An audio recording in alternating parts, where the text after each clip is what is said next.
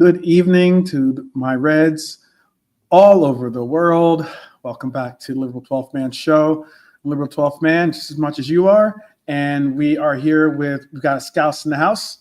We got Lee in the house with us as well. How you doing, Lee? Good, mate. Good, really well. Thanks. Yeah. Some big news happening.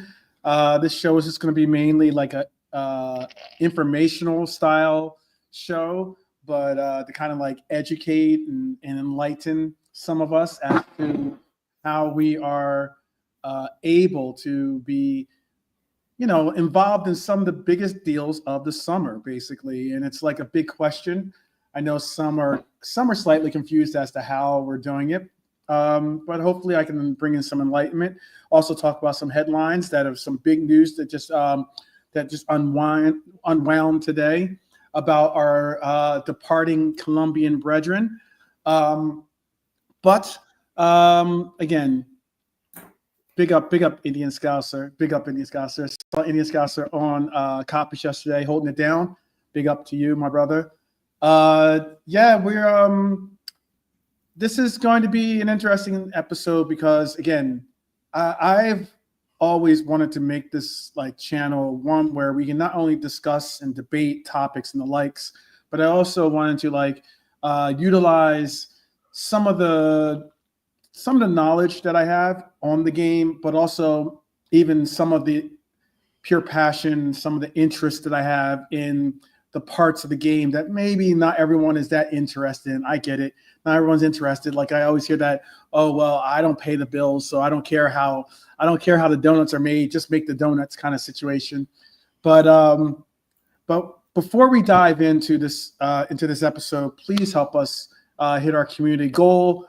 Our community goal is 50 likes. It tells YouTube the content matters and keeps the show growing. If you're here, you're part of the team. You're part of the Reds community, part of the Reds family. So smash the like button if you can for us. Let's keep building this incredible Reds family together. It's important to show support for each other, and we appreciate those that do. So with that said, it's been another whirlwind day in the world of Liverpool Football Club. People were losing their mind over the preseason defeat apparently yesterday. And that is for whatever it is. Okay. I did have my own insight as to why the game was important, but it wasn't on the same lines as some of the people that are taking it way, way, way too far. It is only a preseason game. Big up. Appreciate that, my brother. Appreciate that. But it's just been another world. So let's go through these headlines, Lee, if you don't mind. And we'll get your insight in the community out there in the chat, and also we'll get Lee's insight, and I'll try to throw even my 2 cents in there too. Starting off with Lucho. Luis Diaz to Bayern Munich. It's apparently a done deal. Fabrizio and all the ITKs are making it an actual thing on the internet, that this is just a matter of getting his medical done. So again, let's start with the big one. FC Bayern Munich have reached a full agreement to sign Luis Diaz from Liverpool. The Colombian Dynamo, as I like to look at him, as I saw him on our team, as I always praised him on our team, who racked up 25 goal contributions last season. And that's just not goals, obviously. That's GA.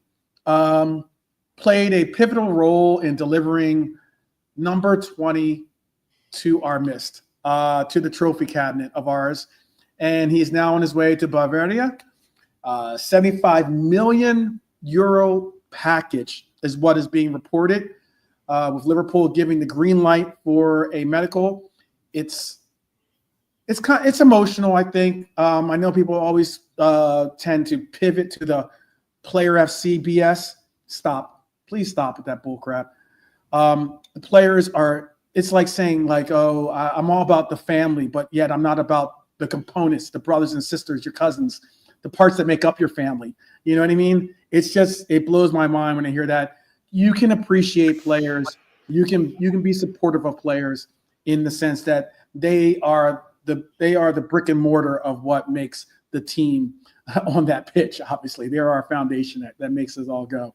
So now the question shifts to who replaces Lucho. Well, according to Team Talk, Liverpool are already eyeing reinforcements. Apparently, at the top of the list is Rodrygo. Some people are bullish on him of Real Madrid, some not so much. But apparently, he is being looked at as our number one priority. There's other names out there.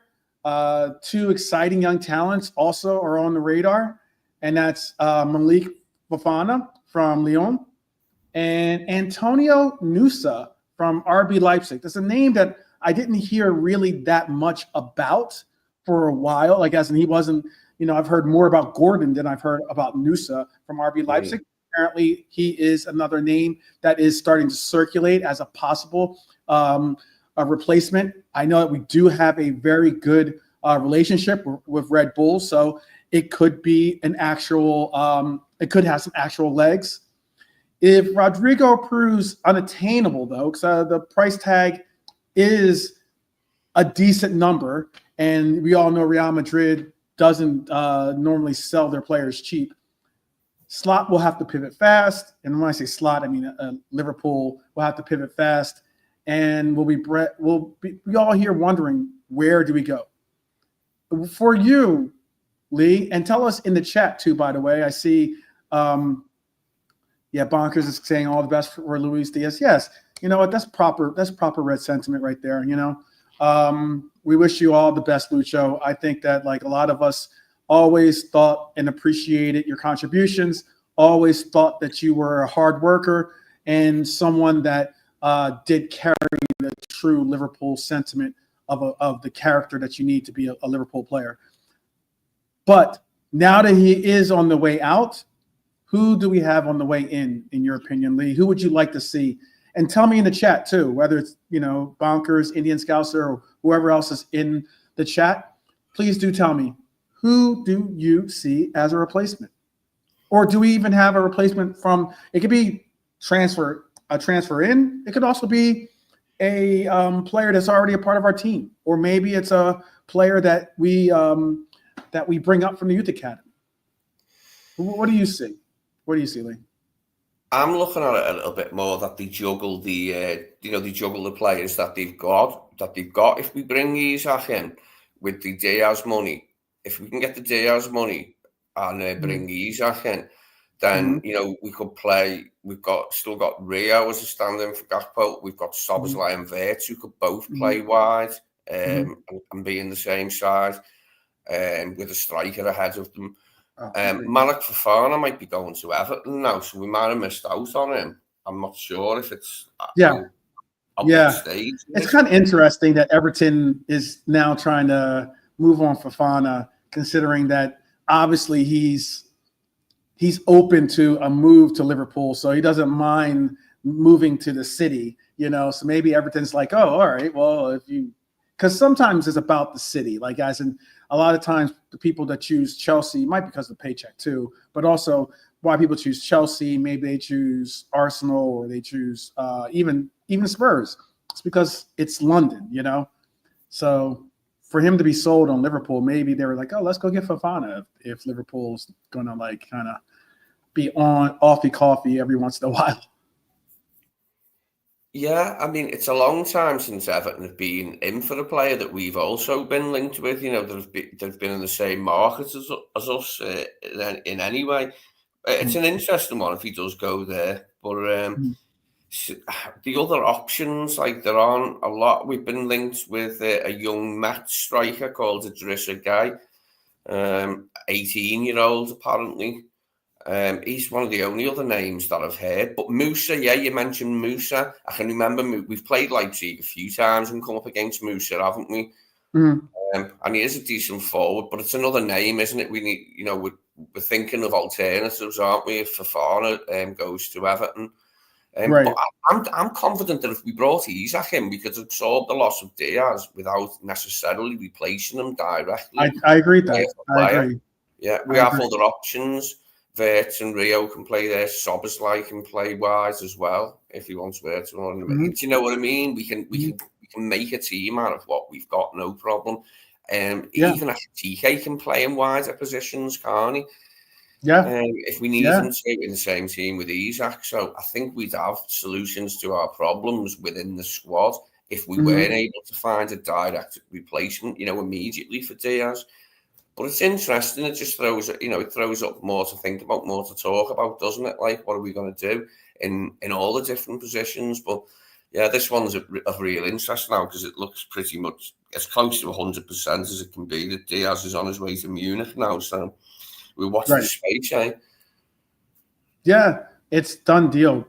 Usually, once you hear the "here we go" and all those things, it's kind of like, okay, we it's pretty much not falling apart unless the medical falls apart. That's a different story. But I mean, like, we all know that he played in the game. He's already played in preseason, and also he's been training, and no real medical concerns for Lucho. So we wish him the best. We absolutely wish him the best and appreciate his service to the team. At least that's me speaking from my perspective. And I'm sure I do echo a lot of the sentiment of a lot of Reds out there. There is someone else now that we did bring in. It's a name that you might not have seen or heard of, but we did apparently. Liverpool are making moves at youth level 2. We've reportedly had a bid accepted by Salford. I hope that's how you pronounce it. Salford City. Okay. For a 17-year-old Will Wright. This kid made his FA Cup debut at the Etihad at just 16 years old, and he's got top clubs circling, or had top clubs circling for his signature.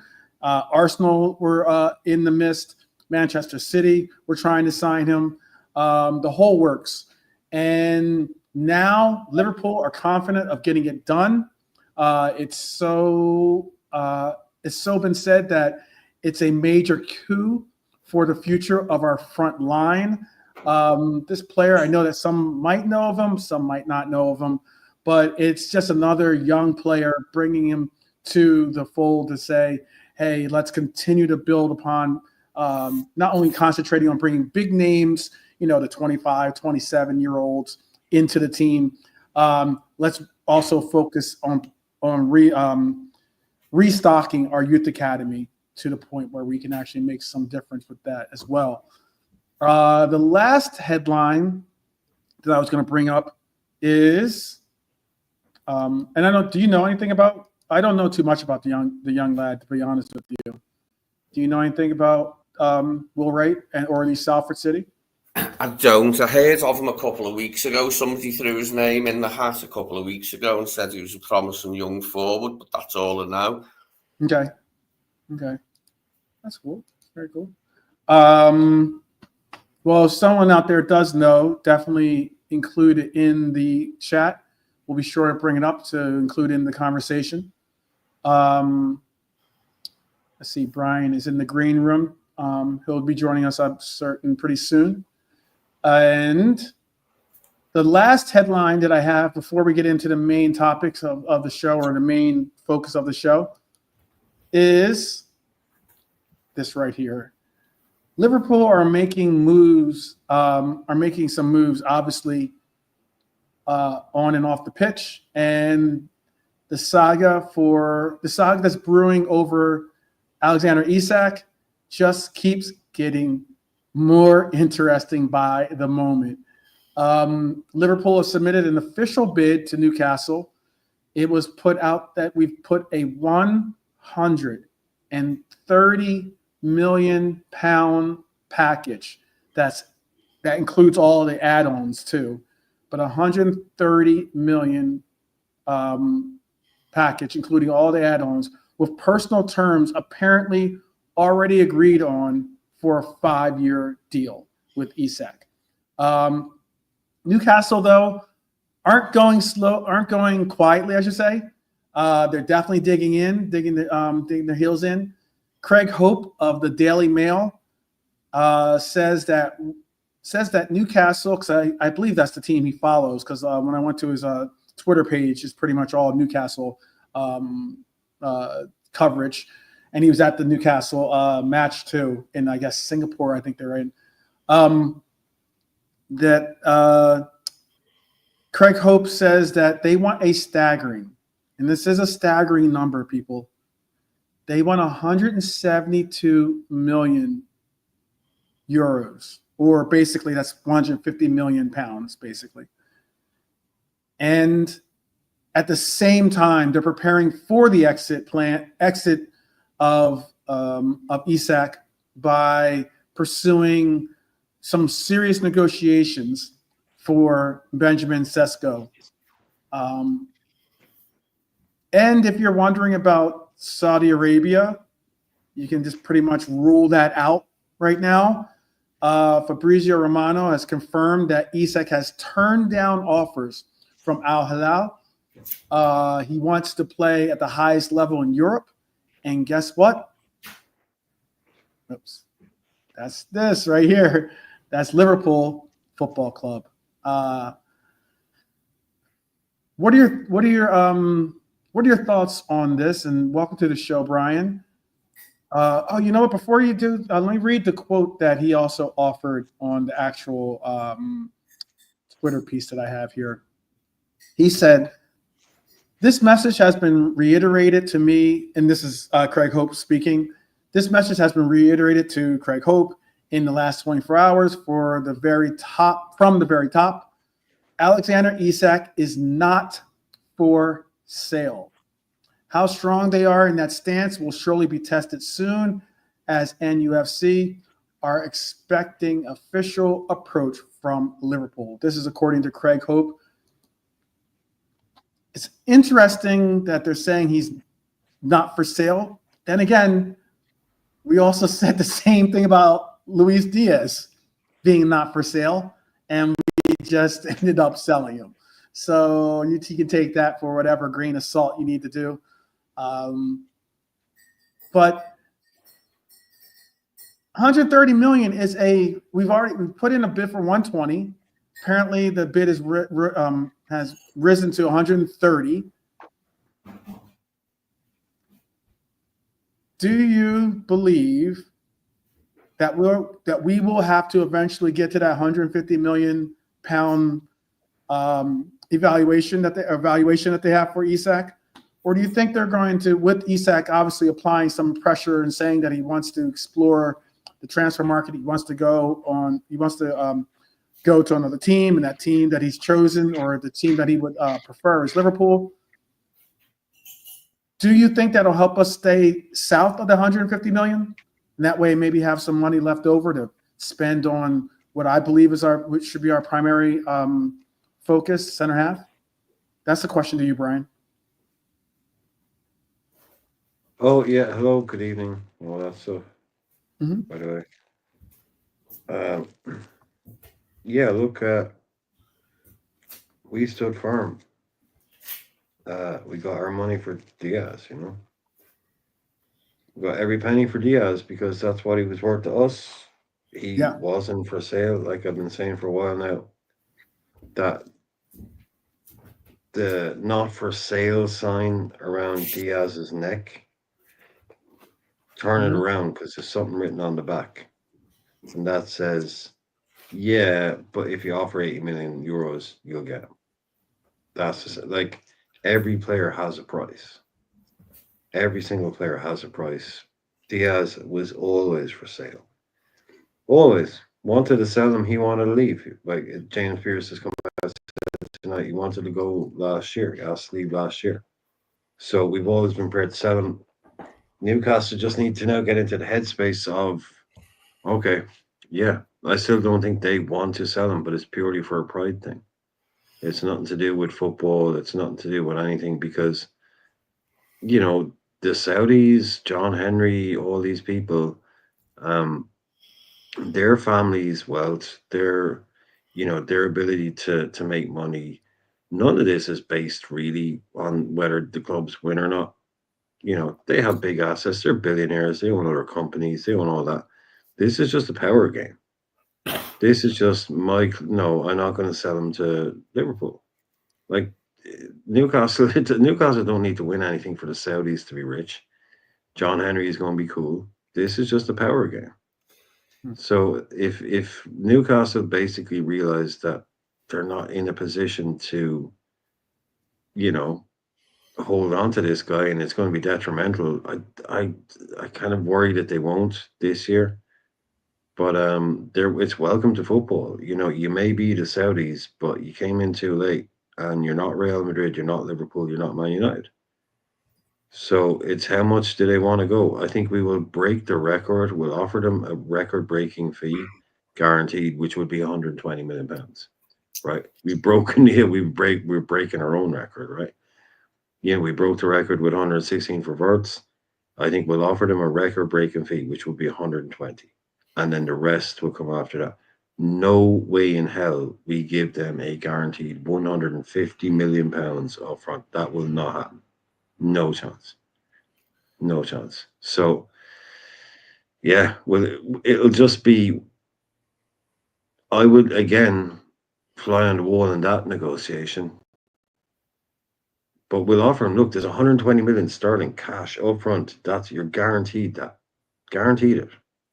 They should take it. They should take it and get your rest and add-ons. But 150, man, that's a huge outlay. But it seems like he only wants us. We want him. But it could be, we can make them feel like they've got their price in some way. But if we go above 120 guaranteed, I'd be shocked. Because you can say you got a record, you got a British transfer record fee for the player. Literally, you 120 base. Yeah, 120 base. Add-ons. So you got a record fee for him. Yeah. Sell it to him, 5 million here and 8 million there and 4 million there maybe, but 120. Stop there. That's what I would predict. But it gets done. I think it gets done. How about for you, Lee? Yeah, I think it'll probably be about 135. Sounds about right. In the end, off with add-ons. But yeah, I think he is Newcastle, that fella. Yeah, Craig's hopes. I'm sure they don't want to sell him. We already knew that. But that's not the issue, is it? Whether they want to or not. Can they stop us is the issue now. I just hope that the Sesko thing comes off, so they have got a replacement as soon as possible. Because if he's taken away from them, it cuts their options down. I mean, there's still Mateta as well as Vissa, but I don't know who else there is. They're struggling, aren't they, to find a replacement? No wonder they're saying he's not for sale. Yeah.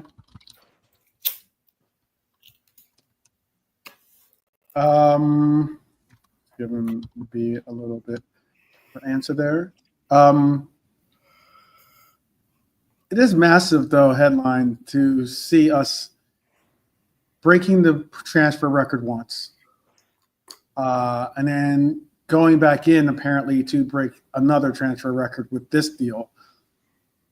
We still need to get this center half really across the line. I know that a lot of people are starting to recognize something that some of us on the show, and I know myself specifically, have been really emphasizing about how I actually believe that we have a center half. I have a concern at center half more than I have a concern at our striking position, or a striker, or a forward position. And it is something that if spending, let's say we did spend 130 We even went up maybe to 150, whatever. We want somewhere, whatever it is, 120, 130, 150, somewhere over that 120 million is what we spend. And let's say that impacts our ability to go and get a center half. Would you be willing to say, okay, I know Isak wants to come to America to Liverpool, but he is, for the price that we get for him, we could possibly go out and get 2 center halves that are at least that starting first team quality center halves, and still maybe you'd have change left to, eventually build up another go at Isak? Or is it you just kind of roll the dice and go for Isak, and then hopefully you can figure out a way to finance a deal for a center half? What would you say, Lee? Well, we do need it, don't we? We've got to have this centre half. It's got to be done. We can't go into the season as tempting fate, isn't it? With 3 centre backs, regardless of whether we've got Endo or not. Like 3 is just not enough. It really isn't. So this is something that's got to be done. I don't mind waiting, actually, now. I mean, this window's, but I've never seen us behave like this in a window before. We've had good windows before, but this is something else. It is like we're trying to bludgeon our idols into submission to an extent, like, isn't it? With all these signings, like, and install ourselves as the dominant force over, not a dominant force, but the dominant force over subsequent seasons that are upcoming. And it's just really I thought, and then we get your this is a quick follow-up question, and get your thoughts, and then we'll move to Brian to hear his thoughts. I've always thought that, I know that we didn't spend money last year. I get it. We didn't really spend much money last year. Marmardashvili, obviously, I think it was like 30 or 40 million. And we spent, something like 12 or 15 million, something like that, in the tens for Chiesa. That's all the movement that we did.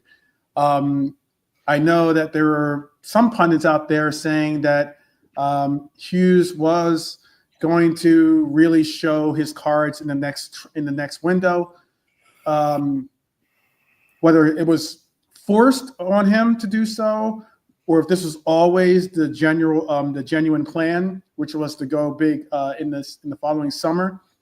Before that, even before Hughes was a part of this team, we still had Schmacky, right? And Klopp making our decisions. And we still got to look at the fact that we did retool our midfield. And that was close to about 200 million that we spent that summer. We spent a good bit of cash on some really good players that have panned out to be serviceable players for us. Dominic Szoboszlai, Waltardo Endo, obviously McAllister, and you got to look at Gravenberch as well. Like those are some really excellent players that have all now serviced to be starters for our team, And now we're doing the same to our front line, and I think we have to address our back line. What is it but again, would you, if it meant jeopardizing bringing in a center half, would you still go out and get Isak? That's the league. That's my follow-up question. Lee's on mute. I guess he's handling something. I'll ask that to you, Brian, then, if you don't mind. Well, I don't want to dismiss it, but I don't think we do that. I think we can do both, and we will do both. That's what I mean. I think there is another version of that where we get Isak and we also address our centre half problems, because everybody that works at the club knows, I mean, no offense to anybody, but if we know that we need a centre half, I'm pretty sure they know. And I don't think they'd be silly enough to go, do you know what, let's just try and muddle through with Gomez as our only backup to Iwu. And they're not insane. They're not completely insane. So I think we have a budget for defense and a budget for the strike force, but I'd agree. Yeah, it's very, very quiet on. There is no weekly or daily update on Liverpool after such and such centre half. It has gone very quiet, so we don't really know. We can say, but like I said, Joey Gomez has already been sent home from Asia. So if the club is looking at it going with any kind of maturity, you have to look at it as he's not reliable. So you've sold Kwanzaa, you needed to replace him. I don't know how we do it. I don't know what way we do it because we are spending a ton of money, but it would not make any sense whatsoever for us to go into the season with literally Ibu and VBD and then Joey G and Lucas Stevenson and Nalo. Right. That's unthinkable. That's completely unthinkable that we end up in that scenario. So I'm just assuming there's going to be some point in the next couple of weeks where we wake up one morning and it's going to be bang, Liverpool trigger release clause for such and such defender, or Liverpool reach agreement with Crystal Palace for such and such, and then it'll just happen. Maybe this Palace stuff, look, they've been sold by Texter, bought by a new guy, going through the courts. Maybe that's why that's just holding that up. Is as soon as the people that come in take over, they just have to green light that Mark Gahey deal, and maybe that happens. Mm-hmm. But yeah, there isn't. I can't imagine a world where we start next season with Ibu, VVD, and Gomez as our entire centre half camp. No, I can't. Even with Isak. Everyone knows what happened last time we tried that going into the season with just 3 when Lovren left. And Klopp said, yeah, Fabinho can play the position. Well, he did they're doing that in that season, didn't they? They're doing that now in the preseason. I get that it's only preseason. It's an opportunity to just test the waters and maybe even sometimes fill in roles or fill in different roles for players that are missing from the lineup. But they got Robbo and they've got Simicast playing left center half. All that nonsense. Jesus, they've got Gravenberch playing center half as well. Yeah, until we bring in the players, we can't say such and such is going to play. But yeah, does anybody really imagine a world where we don't sign at least one new centre half? No, I can't see that. I can't see us doing it. I can't see us being that stupid to attempt it. Surely not. It is stupidity if we try that. You're asking, you're tempting fate, aren't you? You are tempting fate. And we've done it once before and it didn't end well. Sorry. Yeah, you just mentioned it. It was actually on this day, I think 11 years ago. On this day, we signed Dejan Lovren. Yeah. Oh. It was mad that Southampton signed Virgil to replace him, wasn't it? Lovren. We could have kind of taken a shortcut there. His highlight for me was scoring that header against Dortmund. I remember being in the pub for that, jumped into this guy's arms, sort of thing, didn't wrap my legs around him, but I jumped into this guy's arms, was so excited. Boss goal. Yeah, Hyler putting in the quote of Arnie Slot said that we haven't replaced Kwanzaa yet. And he's mentioning how that leads him to believe that a young defender will be bought. I agree. Any defender would do, really. Any defender at all. I don't think that. Oh, go ahead. Finish your thought. I don't understand. No, I was just saying a young defender right now, man. Any defender would do, really, just as anything. I know. Yeah, it's just I was looking at it right now. I was looking at that statement differently. I looked at it as we haven't replaced Kwanzaa yet. And what was Kwanzaa to our team? He was a youth academy player that was, a prospect to be an inclusion in the real squad or be an inclusion in some type of rotation form. that's what I see him probably trying to figure out from what we have in the youth academy, and also maybe there's a far stretch, I understand, but no, I think they know what we have in the academy. I think they know. I think he literally meant we haven't replaced him yet. oh, I get what you're saying. That's your opinion. I'm just telling you my opinion. No, I get it, but I get no, I know, and your opinion as well. He meant something else, but I would. I mean, we know what we have in that. Mhm. We're short, man.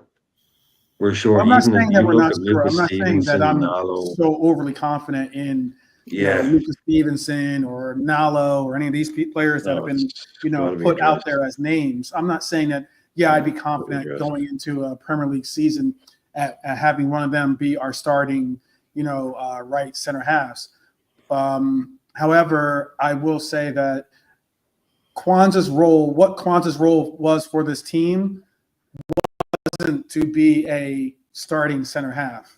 That's my point. Like, guys, we haven't replaced the Kwanzaa yet. To me, means we haven't replaced our third, if not fourth choice center half, as opposed to Kwanzaa being looked at as, oh, he's going to be a starter. That's my point. And if we were to replace Kwanzaa with Gehi, that's not necessarily replacing a replacement for Kwanzaa, because Gehi is a starter or could be a starter, as opposed to Kwanzaa didn't really look like he was meshing in to be a starter. You feel what I'm saying? That's what I'm. That's I'd have Gehi as that, like, 2 years ahead guy just goes to Canade. Like, Ibu has no competition. He thinks with Kwanzaa behind him, it's just a 2-year-old version of 2-year-older version of Kwanzaa is a Gehi. Just that bit extra, really, in terms of experience, and then fight it out. Yeah, it's this. There is a lot of kind of, oh, this guy can't come in because this guy is here. It's like, competition. Yeah. Competition. Of course they can come in. There's a lot of that's the part of the game, is that there's like roadblocks and the likes. Yeah, but you can't say, oh, we can't sign this player because this guy is here. It's like, yeah, you bring him in and he might take that guy's place.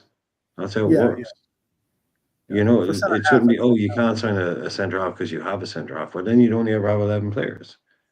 And then but you'll openly agree. I mean, like, I know we were take care, Lady B. Take care. Definitely. Take care of your call. Sorry, I'll be back in a second too. You're sorry. back too? Okay. Sorry, I'll be back in a second. I'm back in a second.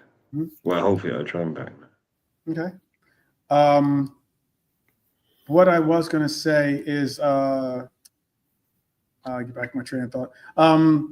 There's players on this list that I think are important players to try to get, but I think that unfortunately, Dejan Huijsen was probably one of our number one selections at that center half when he chose Real Madrid. That kind of maybe put us on a little bit of like, okay, let's cycle back and try to figure out what our next move is.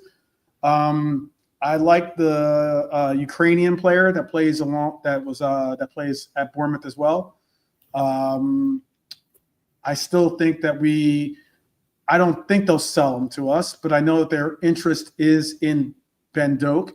Maybe we can sweeten the deal. I'm not looking for a straight swap deal, but figuring out something maybe to get Brantwaite maybe through the doors. I know that yesterday when I was on Quasi's show, I was speaking in pie in the sky type scenarios where I was saying, hey, you know what, like, I know these players are big name world-class players, and I know these players are on teams that are either rivals or teams that they're more likely to stay in, because Italian players like to stay in Italy. And when it comes to the Premier League, normally Premier League don't allow for their big name players to just go and move to their rivals. However, I was putting it out there that, hey, one more year and maybe we can woo Saliba into putting on the proper red jersey. Yeah, get himself in all red. Mm-hmm. Yeah, especially since he's got only, I think, 1 year left on his deal, hasn't signed an extension. I know Real Madrid is circling, trying to like woo him to their team, but at the very same time, I put it out there. I would love to see now that we have Ekitike especially, I'd love to see Ekitike maybe whisper a little something in his ear about that move. Maybe even see Ibu say, hey, brother, why don't you, go to Merseyside, and if when BBD is going to retire in a year or two, if you can become, I already have a nickname for them. We can become the French Connection, right? Mhm. And then problem solved. We have another solid center half in his mid-20s that we can rely on, both in their mid-20s that we can rely on for hopefully another 4 or 5 years. But we'll see. We'll see. Those are big aspirations. Those are some what do they call it? Four-dimensional chess or something like Yeah, that. yeah. I'm sure, with the centre back position, it's something we're looking at over the long term now, over coming seasons, with Virgil being the age he is, unfortunately. And Ibu, it's up in the air, about whether he'll resign. I'm sure they're looking at it now and will do, for coming seasons.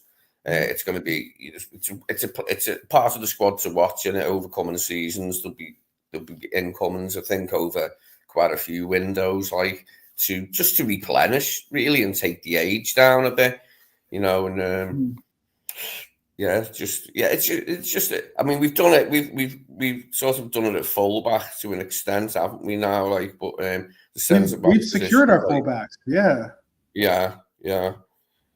So we're just got to get that sorted, haven't we? Just since the norm there, I remember that Littlewoods Cup final, second leg, what's his name? Kevin Bond, was it Kevin? Yeah, Kevin Bond spat at Paul Walsh, and Paul Walsh chinned him in that game, Norm. The 87 semi-final against Southampton at Anfield. Yeah, it was funny that Kevin Bond was the son of John Bond, the former Manchester City manager. But he spat at Paul Walsh, and Walsh chinned him in that game. And then we lost the final to Arsenal in '87. We were in white at Wembley in '87. Right. I don't know what Bonkers told me to look at Fabrizio's Bamba just now. I am looking at his page real quick. I don't see anything. That is a Bamba. The only thing I see here is about Al Nassr going for João Felix to hijack the Benfica move.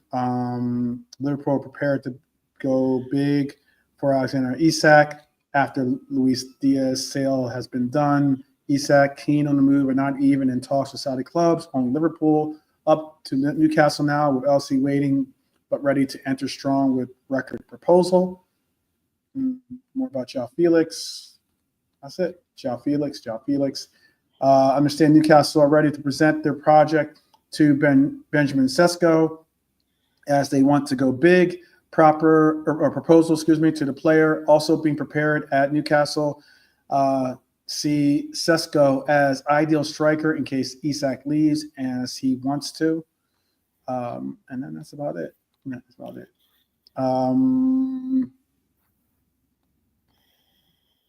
That's all. That's I don't know if that was what he was speaking on. Bonkers, tell us if that was. Refresh 4 minutes ago. Okay, yeah, so that's what he was talking about. He's just talking about the DS deal, I think, and how that has gotten us involved in wanting to go do it. The name Bamba is banned, Bonkers. Yeah. Liverpool have inquired about Mets' 18-year-old striker Idrisas Gueye, who is valued at about $17 million. Okay, interesting. That sounds like get a player and put him on loan, kind of like a Dan's type, situation. Not in that we got Dan's like that, but I mean like a young striker that we would look to see get his talent sharpened abroad. Lee, I know you've heard a lot of the rumblings about this club and the makings of how we get deals done, how we're cheap, how we're some maybe too frugal, if not just frugal, if how we are, again, we don't have ambition, we lack ambition, which is that word that I try to get banned on Room 101 because I think it's overused. But let's face it, for over a decade, Liverpool have debated Liverpool fans, I should say, have debated FSG's transfer policies. Maybe they looked at them as, again, conservative, sustainable, risk adverse. But after lifting our 20th league title, something has changed dramatically. Obviously, you just said that this was one of the biggest deals or biggest summers you've seen Liverpool really be involved in possibly your life, in your life. You know, this summer isn't just bold; it's revolutionary in that we've nearly spent close to £300 million already, and we're not even done, as we might look to spend even more with this Isak deal. But before we dive in again, there's things that we should note, and that is with the quotes that Billy Hogan has said, which were positive quotes, by the way, about how they recognize after winning 20, especially, that it reemphasizes that this is a big club and they need to make big time decisions for big players, not just, it helps that we have the ability to make world-class players from, stars that not many people have their focus on. They don't have maybe the biggest names with their current teams, and we changed that for them. But maybe now that we're bringing in the Verts, maybe bringing in the Isak, these are big names in the European arena. So I'm going to ask you, Lee, have FSG finally learned to spend like a big club? Or is this still them doing calculated risk? No, I think they have learned how to do it now, and it's been a bit of both, hasn't it? Like, it's been calculated risk so far, like, at times, and now we've got the money to do exactly what we want to do, and just at the right time. So, I think a few people, like including myself, I've been critical of this spending in the past. Most Reds have had a moan about it, but they're sure making up for it now. And some of our rivals are in disarray off the pitch, so it just makes it even more stark, the contrast, doesn't it? How well we're doing off the pitch, compared to, one of our main rivals who aren't too far away, up the East Lancs Road. And it's great, isn't it? I can't remember us in the past ever, having a window like this, that we're smashing, we smashed the record once, and now it looks like we're going to do it again. This is something different for us. But, I've sat there and watched as Chelsea have done that and Man City have done that in the past, and had to stomach it. And now it's our turn. Now it's our go. Mm-hmm. Okay.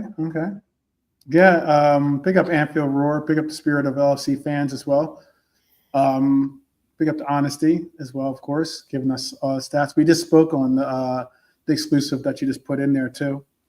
Do you think Billy Hogan is right that this was years in the making, or was this just the result of long overdue pressure of the fans and likes of people, the FSG, I think I don't understand why they did it, but some of those fans that tried flying banners over Anfield and crap about, some utilizing xenophobic style rhetoric when it comes to trying to talk about or have a discussion about the ambition of our owners. Do you think Billy Hogan was right about this was years in the making, or do you think that this was just the result of long overdue pressure? No, he wouldn't say it if it wasn't true. This is something that's been, in the making, hasn't it? Like this, we've been slowly getting to this point for a while now, and you can't really say there's any luck about it because it was a great appointment with Arnie, and for us to win the league, and now be able to replenish in the way we can, it's fully deserved. It's fully deserved for us, like, and there's nothing phony about it with us, like. We've done it the right way, and that just makes it even better. So what Billy Hogan says is exactly right. He wouldn't say it if it wasn't true, would he? It's not just wishful thinking that has got us, got us in this position. Like, it's a slow, deliberate process of improving the team and the squad and staying in contention. We sort of dropped off a little bit at times through Klopp's reign, mainly through injury, like, but we've always been up there, haven't we? Challenging, and we're going to continue to be. I think this is why. Oh, sorry. Finish it off. No, that was it. I was going to say, I think that you're spot on, and I think that the way the Red Armchair supporter is putting it, big corporations have strategic plans. These things don't happen overnight. It's the truth. Dustin says he believes it's years in the making since he's not surprised. He thought we will do a VVD Ali Summer again. It makes sense. I agree with that too. I think that, like, especially considering we've been building up a lot of things. I'm going to break it down a little bit for you because I've been doing a lot of research of my own. Reading a whole good number of financial advisor style analysts that break down how and what is going on with how we're able to do a lot of this stuff. Red Armchair supporter is saying bigger Anfield capacity means more income, which it does, which allows more spending, which it does. It would have happened years ago, except Klopp wanted the AXA facility done first. And I think that was an important part too, though. Let's not get twisted. I know that it could have been done the opposite direction in the sense of we could have just held off on building AXA and then and heavily invest in trying to bring in the players or spend heavily in the players.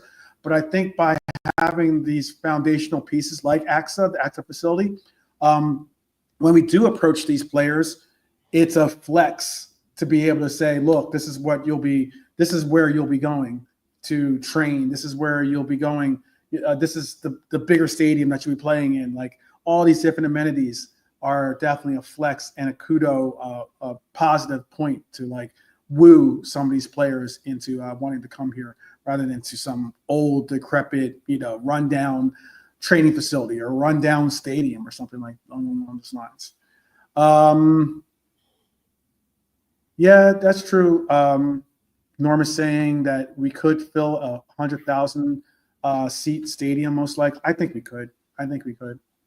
I still think that I like the fact that it's not some mega domed stadium. It still has a little bit of the confines of that homey feel, I guess.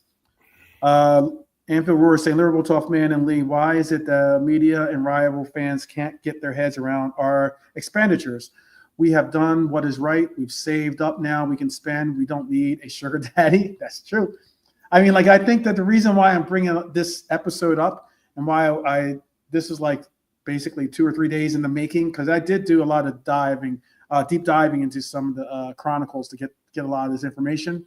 So I was as accurate as possible. Because I've heard people say, "Oh, well, we're still a sell to buy or buy." That's how you say it, right? Sell to buy type club, And if that was the case, then it wouldn't. We would have to do some major sales to make up for some of these expenditures that we're doing right now. But I think it's more so. You might ask, where's the money gone? For instance. I think Liverpool's transfers so far have been some really smart transfers. And let me see if I can make sure I have that. That's what's got us to this position is good recruitment, isn't it? Both of them on the pitch and off the pitch. Absolutely. Let me see if I can bring up this for you guys, because I put in a graph. Let me see if I can get the graph up for you. that's where it's come down to. It's like if you break it down from Florian Wirtz to Hugo Ekitike, Liverpool's summer signings show a clear intent to dominate now and in the foreseeable future. We've revamped the fullback spots. I know we still have obviously Robbo as the senior representative, a part of possibly the one of the greatest left back, right back duos of Premier League history.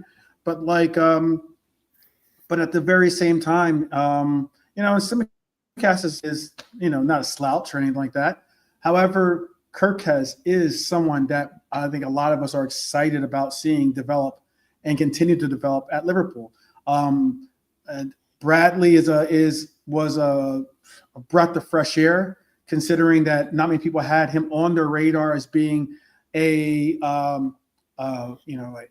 really serviceable replacement for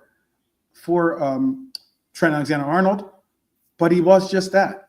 And there were people that wanted him to start, wanted us to get rid of Trent and have him just start, which is wild. I wasn't in that camp, but all the same, Bradley's a fresher breath there at right back, knowing that we have a quality player there. And then you take on top that we just brought in Frimpong, who is a very versatile right wing back, if you want to call it that.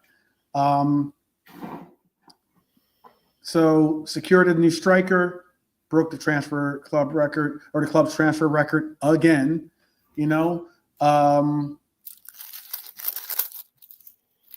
I have a quick question about Frimpong for you. Mm-hmm.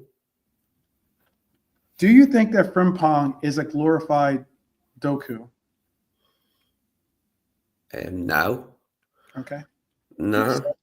In a word. Yeah. Okay. And why would you? Because who was it that was talking about Frimpong? I heard some pundits talking about him. I heard some people really trying to break down his game, and they were talking about how, even his performance in that most recent preseason game. And again, you can only take so much, out of just that. But they were talking about how he can beat his man, but then when he gets into the box, it sometimes gets problematic for him, and that to me sounds like the same that we would hear about Doku, for instance. Doku is phenomenal at beating his man and getting to going inside or out. Mm-hmm. However, once he gets ahead of that player, it's a little sketchy. Yeah, well, with Frimpong, he's arriving into the attacking areas later in the move. Doku's at the front, isn't he? Whereas Frimpong's coming from the back, and arriving later. So I know what you mean in a certain way, about them having a little bit of similarity, in the way they move, whatever. But no, Frimpong's just a different thing for me. Okay. To Doku. Okay. Do you guys think? Let me see if the chat thinks. It's no, not at all. Lee Whisker says no, not at all. Frimpong has end product. Okay. Anfield Roar says true. Oh, he's speaking to Norm about true that they couldn't wait to get rid of him before. Norm says Doku does not get his head up quickly enough when he has beaten the fullback. Yeah, let's not give him any tips. No pointers, tips or pointers, but that is a well thought out analyzation as well. Lee says, nah, Doku is a one-trick pony. If Frimpong's at all equestrian, he's red rum. Okay. Red Armchair Sports says 12. Can you bring up Frimpong's goals and assist stats from 22-24 when they won the league? Sure. Absolutely. Give me 1 second. I can do that for you. Let's see. When that loads up, big up pops. And this last bit saddens me dearly. Let's see. but the level we are on today couldn't have been reached if not Klopp had left. It's just how it is. Oh, okay, Lee, I got you. It's a famous racehorse. I don't know. I understand what you're meaning with Klopp leaving, but yeah. Pop says Frimpong isn't Doku. Okay. You know who made that reference, by the way? That wasn't me. That wasn't strictly my insight or me coming up with something like that. I will admit that was Stevie Nicol said that. Stevie Nicol said it, yeah. Yeah. He said he made the comparison of Frimpong and Doku. That was his comparison. Yeah, he does say some faintly ludicrous things sometimes, Stevie, on ESPN, doesn't he? Yes, he does. Yes, he He's does. a character, though. Like, I used to buzz off him when he was a player. They used to call him Chico, was his nickname. And he used to do impressions, like, and that for the other lads. And sometimes you'd see them for the camera, you know, if it was like FA Cup final day or something. Great player, Steve Nicol. Like, he started in midfield. And then obviously was right back replacing Phil Neal. But yeah, he was a cracking fullback, always scoring goals, making us score at hat-trick and that against Newcastle. It was brilliant. Great player. For Red Armchair supporter, in 33 games played for Leverkusen at in the Bundesliga. This is just the Bundesliga. He had 5 goals and he had 5 assists. 5 goals and 5 assists. Unless you brought the right can, I don't know what that is about. Klopp's tactics are getting stale, and we need a new head coach. We needed a new head coach like Slot. Okay, Steve Nicol was a boss player. It just goes to show it doesn't carry over to punditry necessarily. I got you. He's been a coach. He's been a lot of different things too. One of the reasons why he's here in America is because he ended up coaching the New England Revolution up in obviously up in New England, Boston area. Hyler said, what ignorant person said that about Doku and Frimpong? What have I told you? I got you going down these dark alleys. Hey, Nicol is one of our beloved legends. It wasn't me making that. I heard the statement and I thought about it and I said, oh, well, I wonder what the brethren think of this one. That's all I was saying. That's all. You know, I wonder what the brethren were thinking because I think he was on the panel with them. It was the former Venezuelan player. He played for Columbus as well. And then who else was on the panel? That's the only 2 people that were in the studio that were pundits. The host of the show was on there. That's all.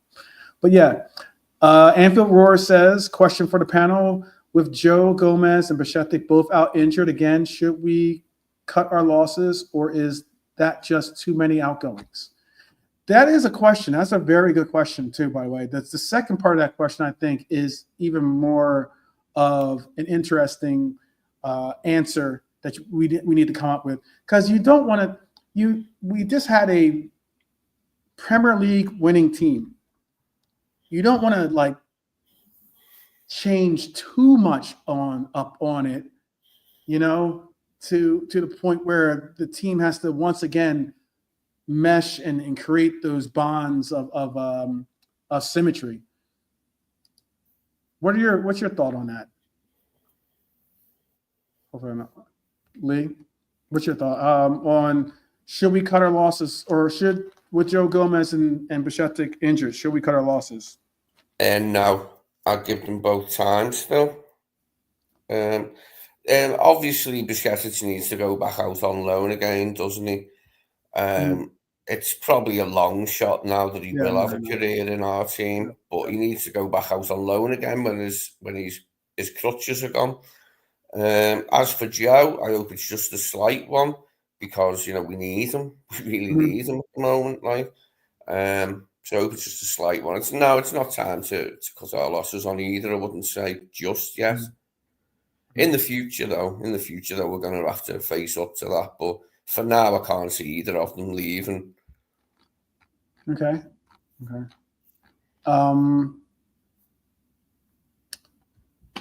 So and then, which signing what's been the most important signing?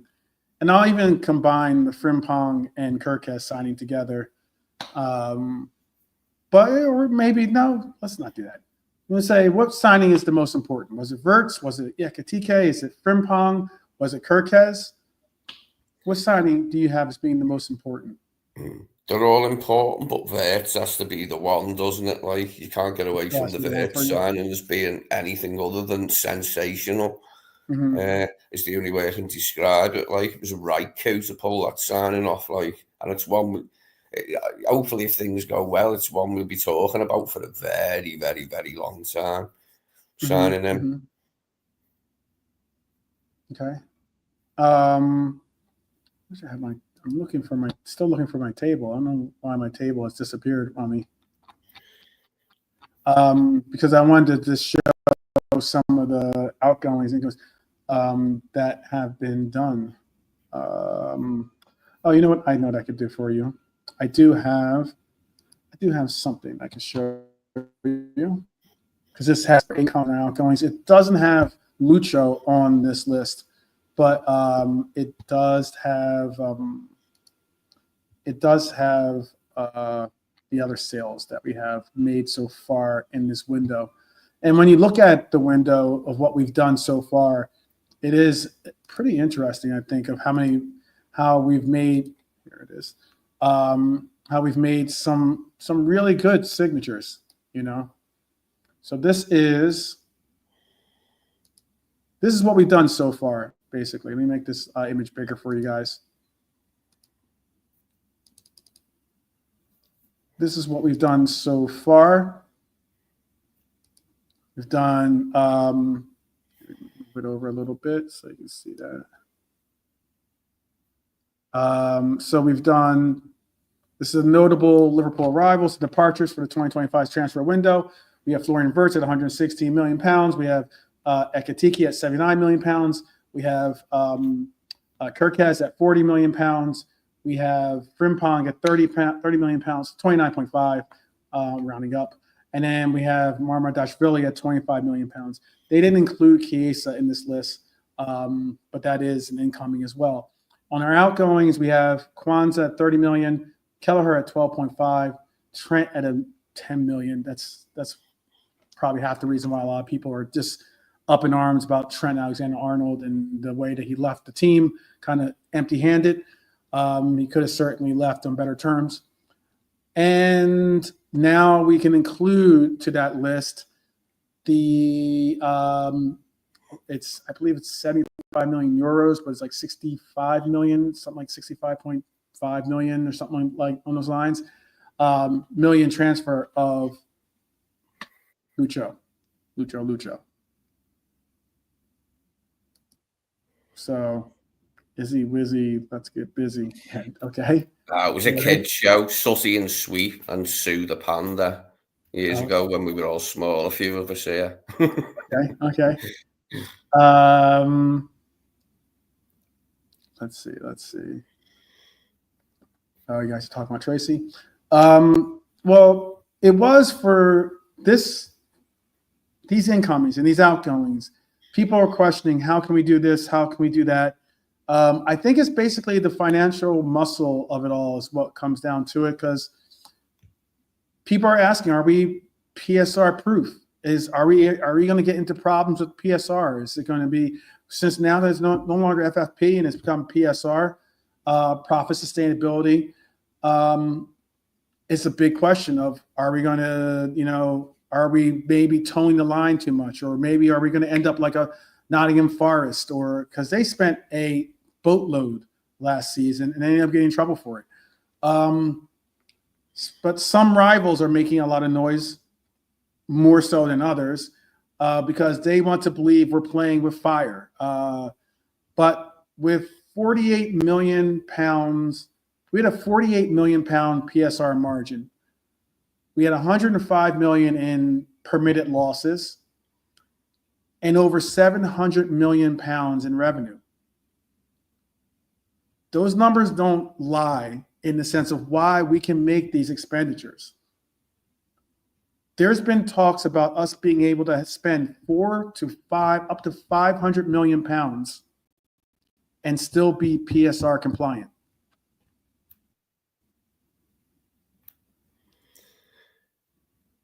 It's okay. It's okay, Norm.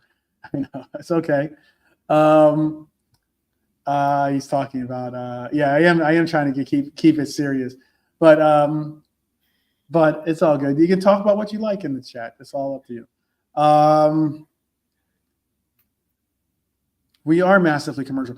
We actually are so massively commercial that we are now rivaling our biggest rival, Manchester United, who used to dominate the commercial, aspects of it all, They weren't just streets ahead of us at one time; they were districts ahead of us. But that's changing, isn't it? And has been slowly but surely now for a number of years. Mm-hmm. I think too, people sometimes don't recognize that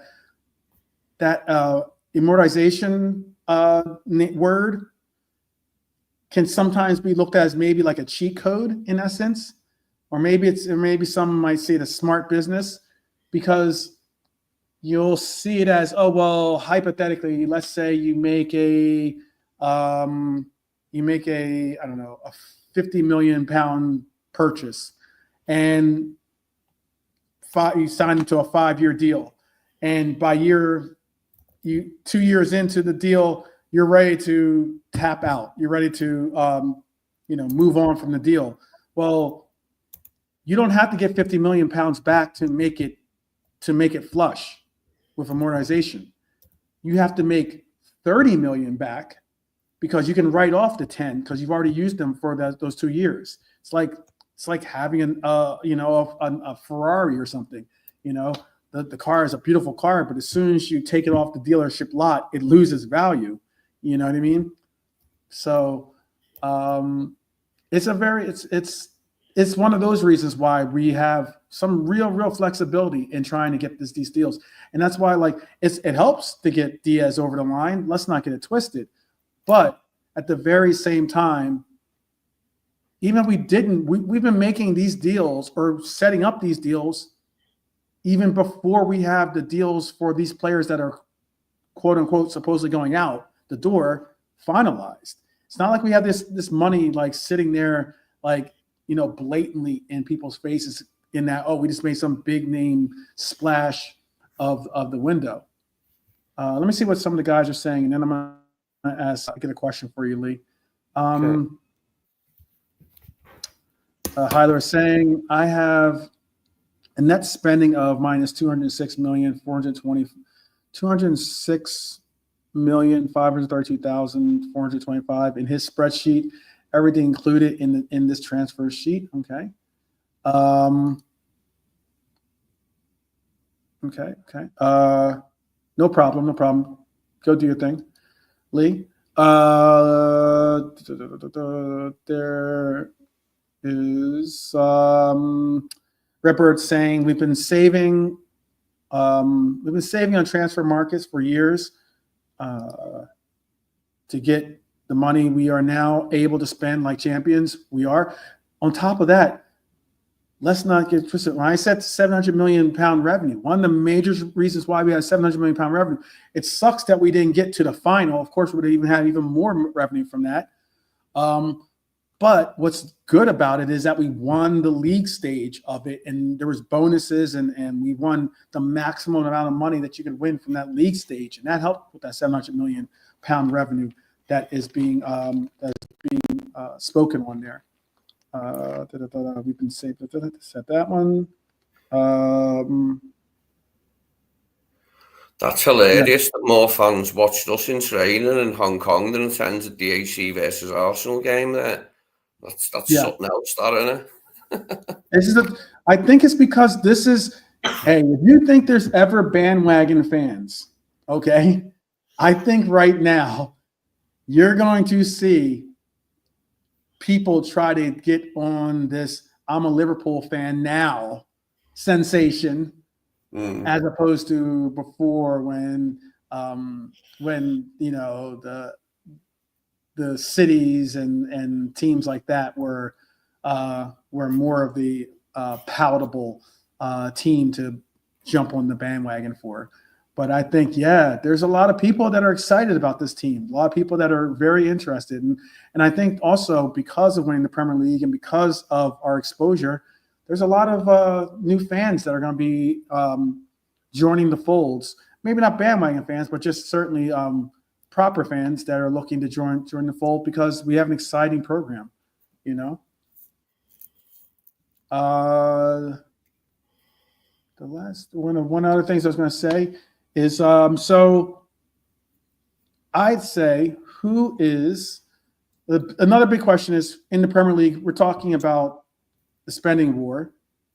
The question becomes who's keeping up with us.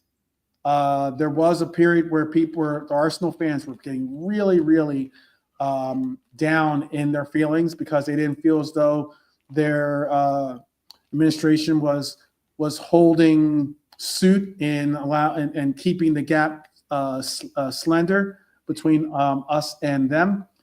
But they've gotten their striker. They've gotten something that has been called out for a long time. I'll ask this real quick question. This is just a intellectual style question that popped into my head. When it comes to Arsenal and them getting their striker, they're finally going in and getting their poacher style striker, because he's not going to be really looking to do what they had Havertz doing, which is like playing false nine. He's going to want to go stay forward, be more like a Holland style player that just looks to get involved offensively as opposed to defensively. Do you think this is more of, and tell me in the chat too what you think. I know I don't think we have any Arsenal fans in the chat, so they can't answer this question for us, honestly at least. But has Arteta finally taken a knee and said he's wrong? Or is this just the pressure of the fan base and the pressure of,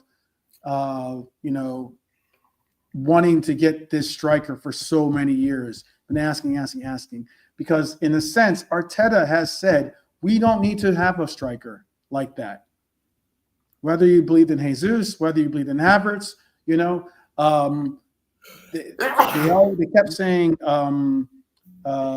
kept saying, we don't, even if you're saying Nketiah, we don't need that type of striker. We need a Kai Havertz type of striker. And he's doubled down on that. Is this him finally saying he's wrong? Or is this him saying, or is this the wheel, the wheel of their team being taken away from him? What do you think? It's just a out-of-the-box question. And then we'll get back to the Premier League. Because we're talking about who's spending, and Arsenal's finally spent some money. Yeah, Arsenal are doing what they can, aren't they? Arsenal have always spent money. I mean, their net spend in the period while Klopp was here was considerably larger than ours. But yeah, they're doing what they can, aren't they? Subamendi, Gyökeres, Mazueki. I'm anticipating at least one more signing by them, especially if we do buy Isak. I would imagine Arteta would want another signing, probably somebody who could stand in for Saka. But we'll wait and see on that. Yeah. I think there is a good bit of pressure on Arteta, though, now. I'm not calling him a dead man walking because he's got time yet. Like, all managers are on borrowed time to a certain extent, but in more than most, though, like at the top end of the Premier League now, I think he's got something to prove, hasn't he? Right. Because obviously injuries, in his view, injuries robbed him last season of the title. So, they've got to do better. They've got to do better on the pitch and do better injury-wise than they did last season. I wasn't having it as an excuse because nobody wept for us when we had a terrible injury crisis in Jurgen's final season. God, everyone was out. Remember that period where like we had 5 strikers and 3 of them were out, Salah, Nunes and Jota, and all we had was Gakpo and Diaz for about 2.5 months, for about 10 weeks. All we had to pick from was Gakpo and Diaz. We went, well, we did moan about it and say, look, we're struggling, but we didn't use it as the excuse. What done was that season was Klopp announcing he was leaving while the season was still happening. That hit hard too. That was tough to get. We felt quite well with our injuries that season. I mean, remember Caicedo booting Ryan Gravenberch off the pitch at Wembley? That was a tough season. That season also was where Mohamed Salah got injured in Egypt, playing for his national team. I think Gomez got injured for playing with, being called up with the national team again. There were the injuries to Trent. There was just like, as you pointed out, injuries to other players, notable players like Trent Alexander-Arnold. We even had earlier injuries, not even in that last run, but we had earlier injuries to Ali. We had earlier injuries to Tsimikas and to Robbo. So, I mean, it was difficult. It was definitely difficult. Right now, the biggest Premier League spenders, we spent 454 million. That's pounds. Tottenham spent 523 million. This is since 2023, by the way. This isn't this past. This is the last couple of years. We're in 5th place still. And Arsenal spent 428 million, Liverpool 454, Tottenham 523, City 556 million, Manchester United 568 million, and Chelsea. When you hear this number, Chelsea have spent 866 million pounds since 2023. It's a lot. That's eye-watering when you see that number. I'm sorry. Nobody can make a case for the fact that he's not been backed. I mean, he's clearly been backed, hasn't he, in the position? Yes, absolutely. Absolutely. This their fan base are demanding trophies sometime soon, aren't they? I know they're not all against him, but a hell of a lot of their fan base want him gone, don't they? Yeah, the rumblings are starting to build up, but they have to. And why I say they have to? Look, the biggest spenders of this summer so far have been Liverpool, obviously at 295.5 million, Chelsea at 211, City at 125. Arsenal at 123. These are some of these numbers might be before these last couple of expenditures, obviously. And Tottenham at 121.92. So they're about 122. They're only like 2 million behind Arsenal. It is where it is, though. Like, as in, you can see Liverpool going in for this. Chelsea utilizing that Club World Cup money, that money helps them out, considering they're not making all these moves off of the Conference League championship win. Do you think that Newcastle can ever make up the difference and join in these numbers? And all things considering, as I said, Liverpool, Chelsea, City, Arsenal, and Spurs in that top 5 biggest spenders this summer. Manchester United is not a part of that. They're not a part of that list. I'd say in the case of Newcastle, for them to continue growing, they need to change their manager. They need a better manager than Eddie Howe if they're going to keep growing, because I don't think he can do for them what they want if they want to keep growing, like in the way that we have in recent years. Yeah, I think they'll have to replace Eddie Howe with somebody who'll do a better job for them, or they're going to struggle. Yeah. They have to stay. They have to have a run of making the Champions League. They have to have some type of a run of getting Champions League or Europa, or especially a Europa. I think if they got a Europa, it would be actually more beneficial to them than the Champions League. I know that the money's greater. I get that and all the likes, but yet if they were to get a Europa, then they would be able to at least get a possible.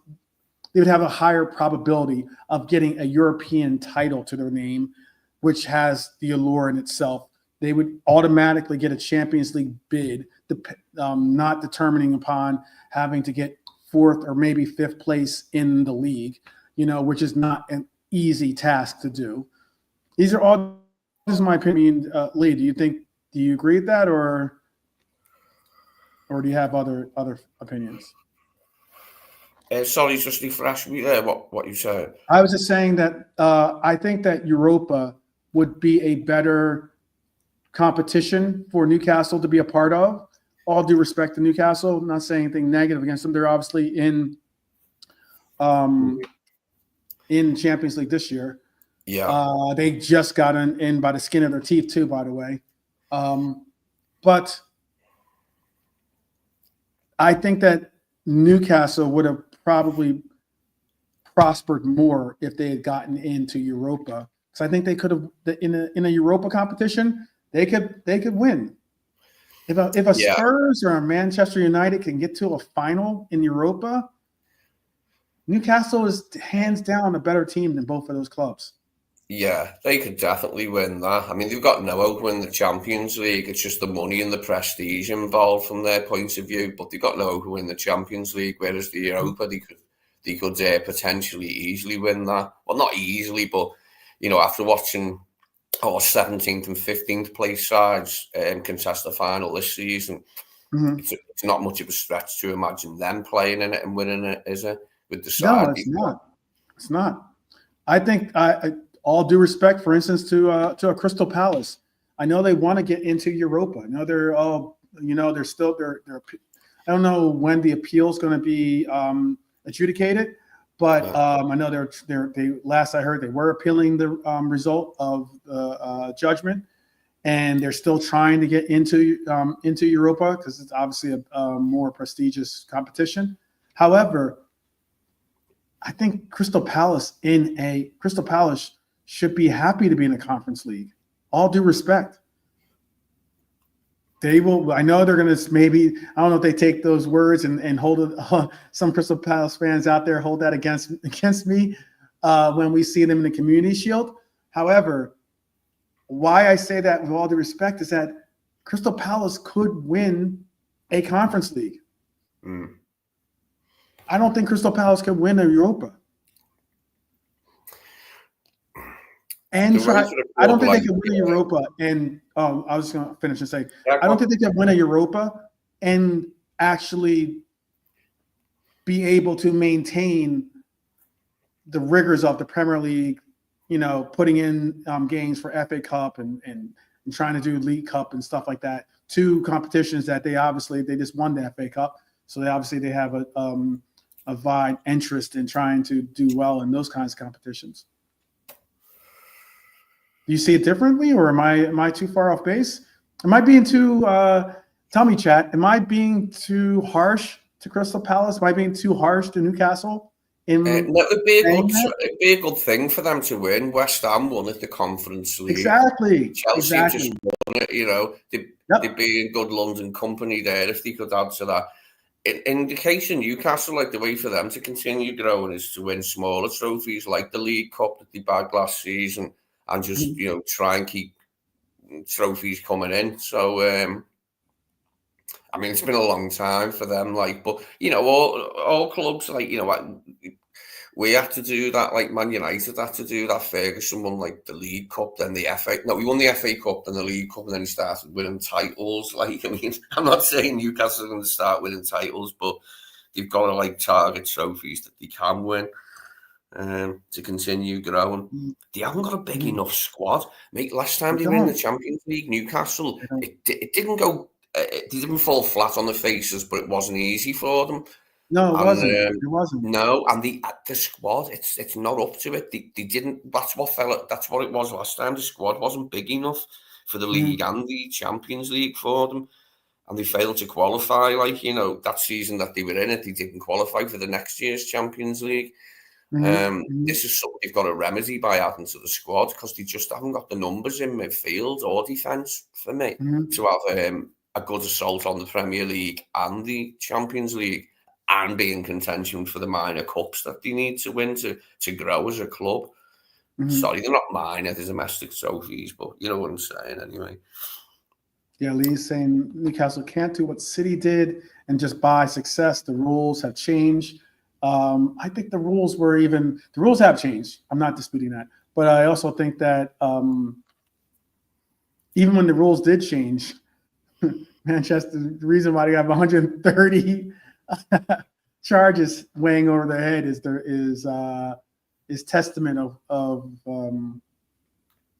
it didn't even really they said rules. What rules? Allegedly. But it does take decades to build up the foundation. You're absolutely right about that. Yeah, it's very interesting. The biggest spenders this season haven't been. It is interesting to see the biggest spenders not being Manchester United or a club like Newcastle. I can understand, but Manchester United, considering the amount of revenue that they do make, you know, commercial revenue that they do make, it is interesting to see them not in the top 5. And considering that they are at a moment of flux where they're having to change their system, bring in new players, bring in players that really fit the system. It's very interesting. But what's left to do in this window? That's the big question. That's the next segment. What do we do now? We are on the verge of possibly getting in Isak.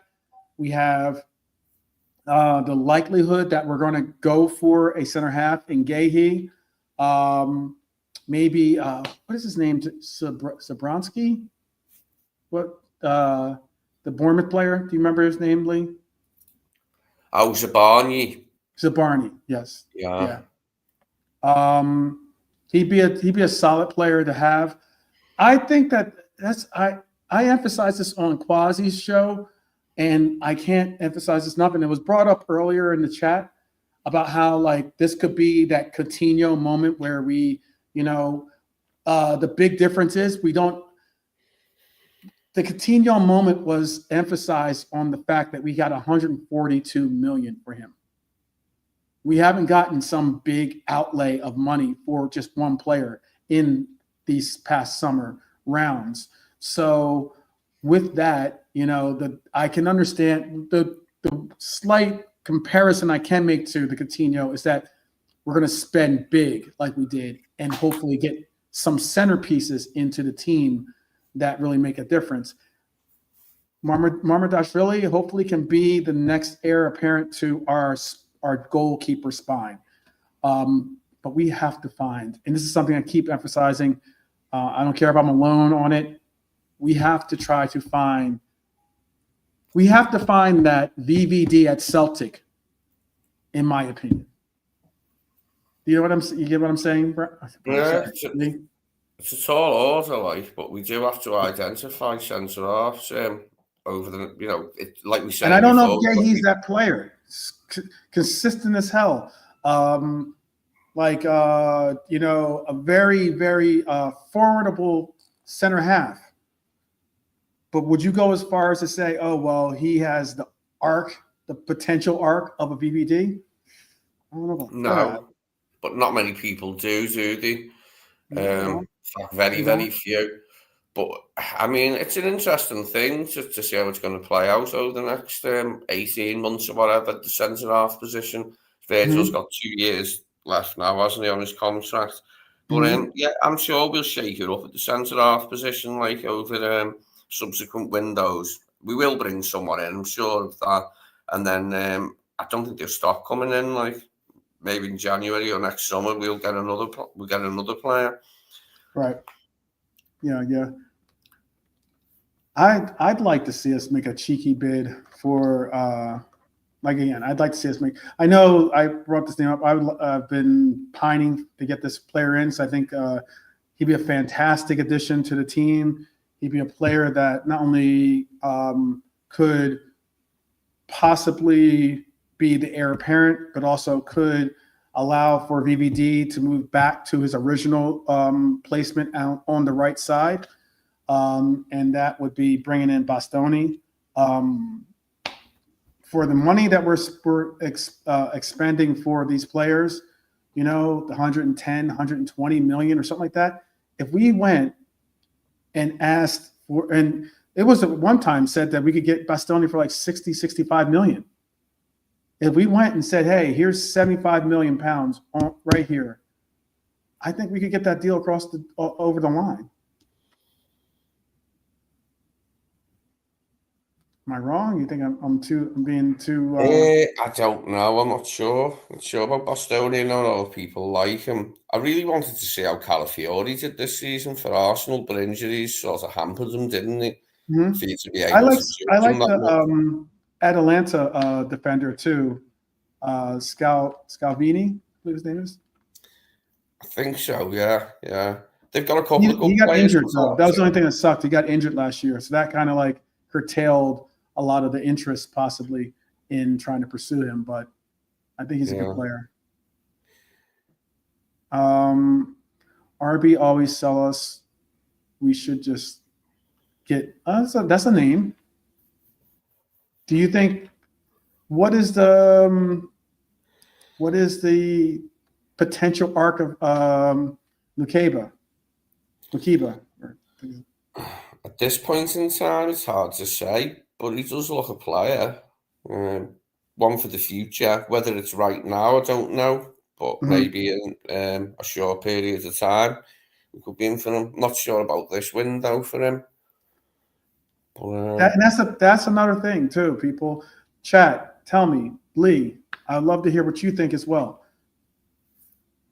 Do you go in to the market and just try to get a center half, or do you try to go and get a big name? Do you try to get a big time player? We obviously haven't been able to meet Ibu's demands for salary as of yet, right? Otherwise, he would sign. I think that's just plain and simple. We gave the number, whatever. I don't know what the number is, but maybe someone out there knows. Maybe you know, but I don't know that number off the top of my head. I know it was north of 200,000 though. If we were able to get a number across the table to Ibu and have him say yes, that's one thing, but we haven't. So therefore, it is a concern considering that he could leave us for free next year, and that would make another deficit for us to have to fill.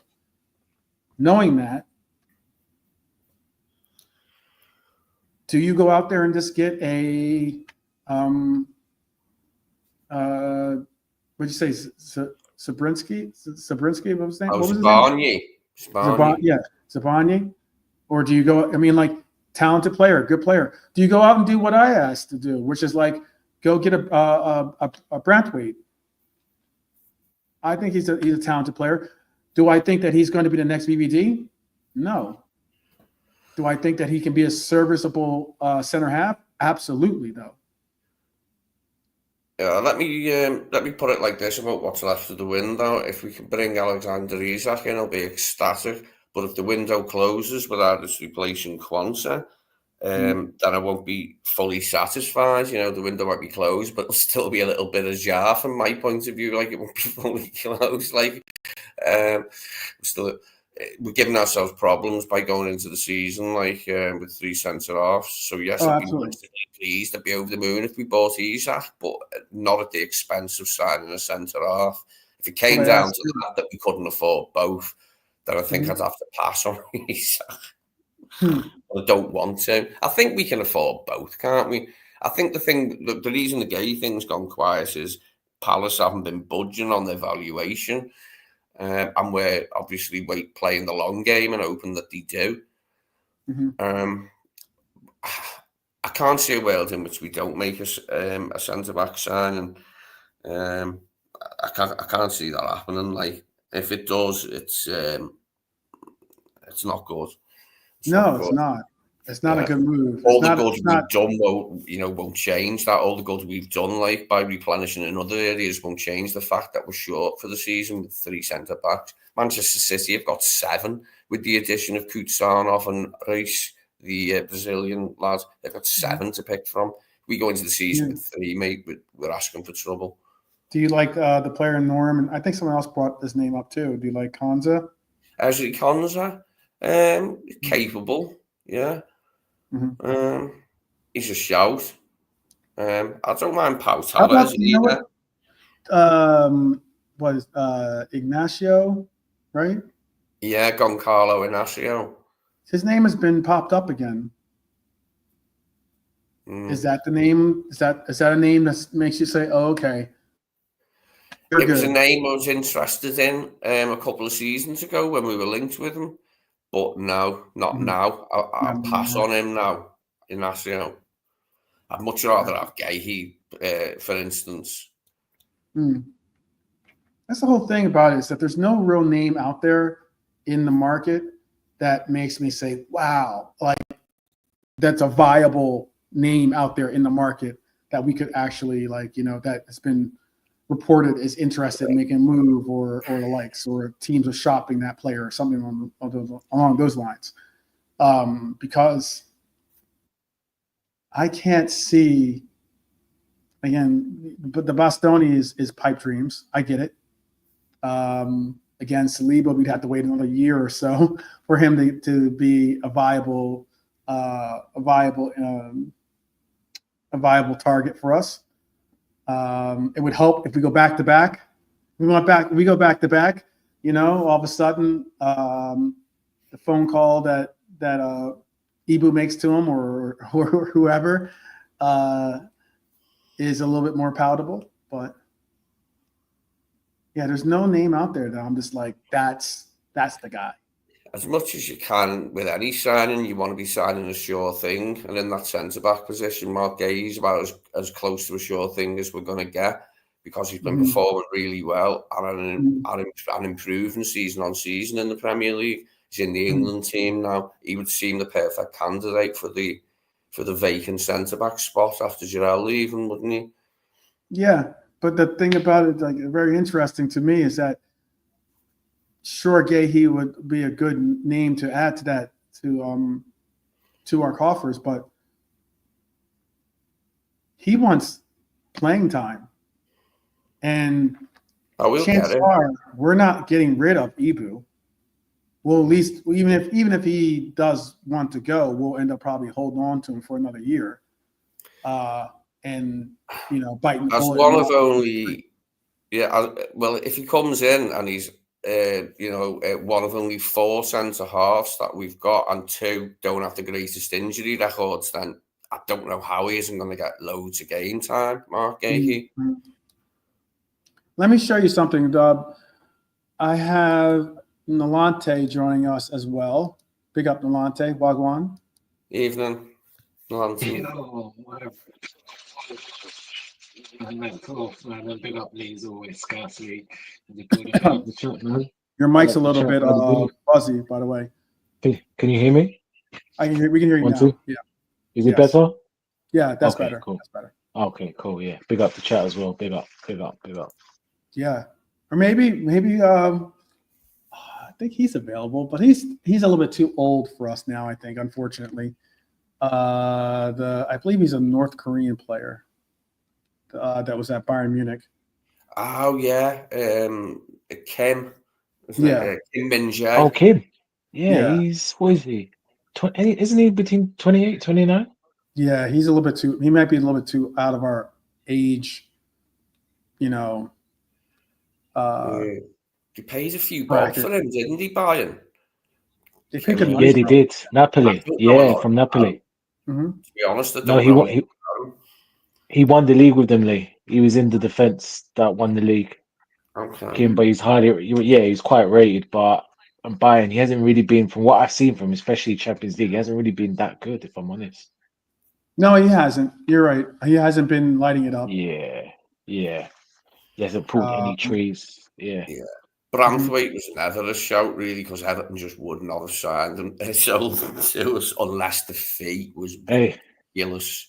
yeah, 70. I mean, I like Braithwaite, to be honest. Yeah. I do like him. I can't lie. I think that's someone that we've kind of missed the boat again because we spended all right there. Someone kind of missed the boat. I mean, Braithwaite, Hato. I mean, so yeah, More. but He turns 29 in November. okay, so right edge. Yeah, he's 28 right now. It turns 29 in November of this year. And he was a 43.3 million pound purchase from Bayern Munich. Yeah. So I mean, like 43.3 to say that if they want to get their money back, you say, okay, we'll offer you 30 million. Yeah, if it's 30 mil, then yeah. If we get him for 30 mil, I'll take that. Yeah, to get him in the books. Yeah. trying to persuade me, are you? I'll see what you did. Yeah. No, I'm laughing too at Crab's comment. The streets are here for FSG. Big up Rasta Crab, big up Norm in the chat. Big up Rasta Crab. Shout out to the Beijing Red crew. Yeah, big up. Slaughterback's a good shout. Slaughterback's a good shout. Yeah, I've heard his name for a while, but he is good, isn't he, Slaughterback? Yeah, he's a good shout. Who else? I just think Min-jae Kim could handle the physicality of the Premier League, and he could be a good one. He'd be almost like another. He'd be a slightly younger, obviously, Endo purchase, in that he's a good, solid player that you could end up playing in a good role. Could be a starter, doesn't have to be a starter. I think that's one name that I was thinking of. But then again, at one point I was thinking Delict, but Delict hasn't done crap either. So who knows?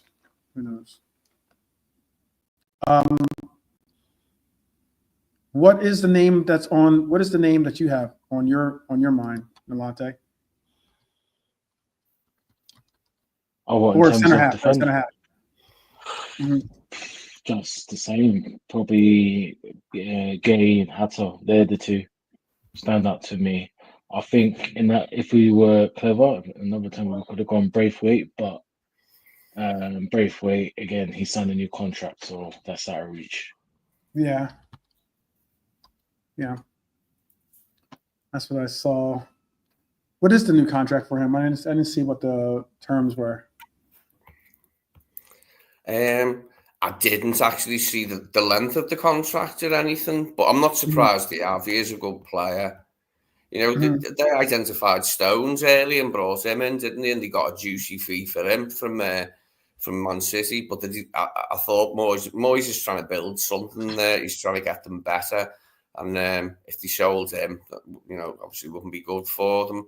Obviously, like if a team came in with enough money, it'd be hard. But I always felt like it'd be a tough one for us to pull off, like, because we know what Moyes thinks of Liverpool, like, and yeah, it would have been a hard one for us to get him, like. But he is a good player, isn't he, Lanty? Branthwaite, as Stones was. But, yeah, he's trying to build something, isn't he, Moyes? So if they bring Fofana in, like at Goodison, and they've already got a couple of others, they bought two at least already. So Everton will be on the up, I think, a little bit under Moyes. It was a good reappointment, as much as I disliked the man for his people's club jibe and calling us money bags of Liverpool and all that toss years ago. He is a good reappointment for them, Moyes. But yeah, there you go. Other centre backs that are around, not loads, are there? I think Lukeba could be a signing in the future. He'd be one to watch, I think, Lukeba. For us, maybe in the future. But this window, I'd just be satisfied with Gahey. As I said, you know, you're trying to look for something that you think would be a sure thing. And because he's been playing in the Premier League now for a number of seasons and steadily getting better in the England team as well, it would seem the most obvious and sensible option for us at the moment.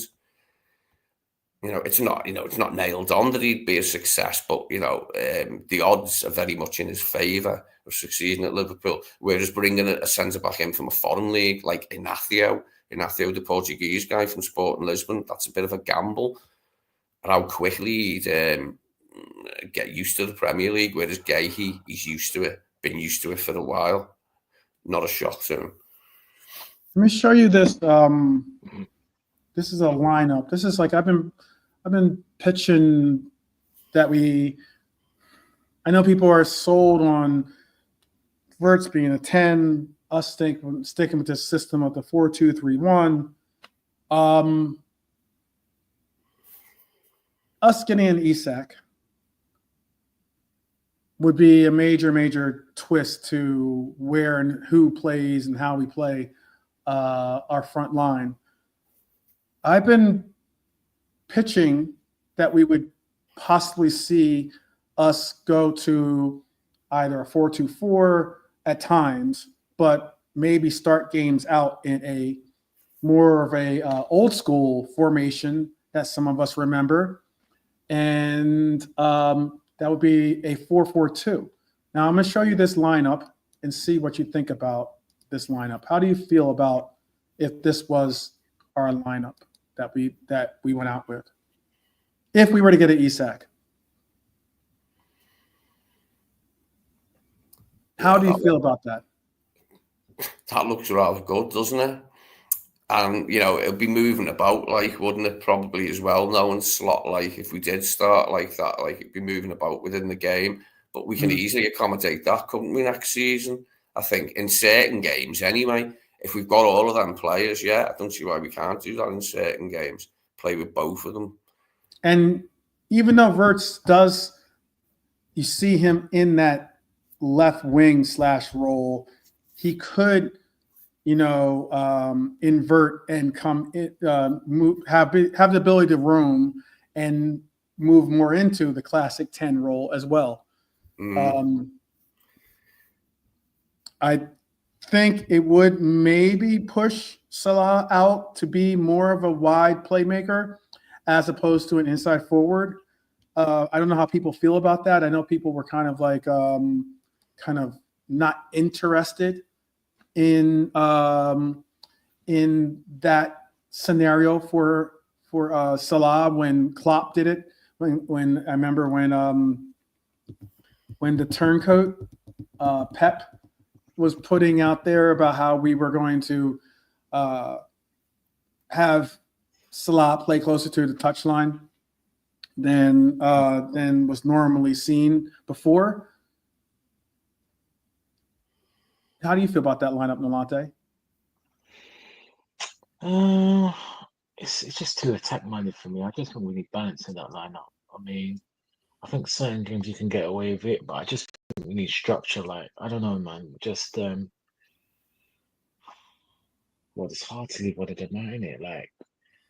Sometimes a Mac or Ekitike for it's not Tackman, Sobo or Endo. I just think we need a bit of a balance there. Frimpong, I'm not sure.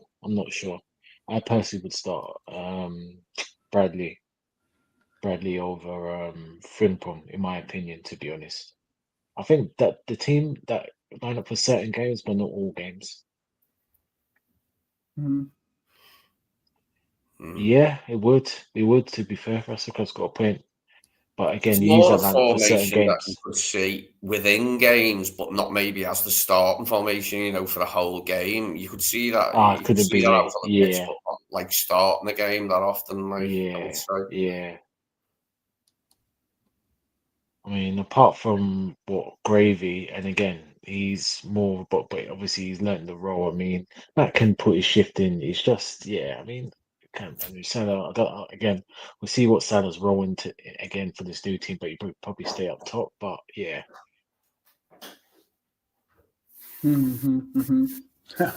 Seeing Crab saying he doesn't want to be Rasta Debbie Downer, but Newcastle still have to agree to sell Isak.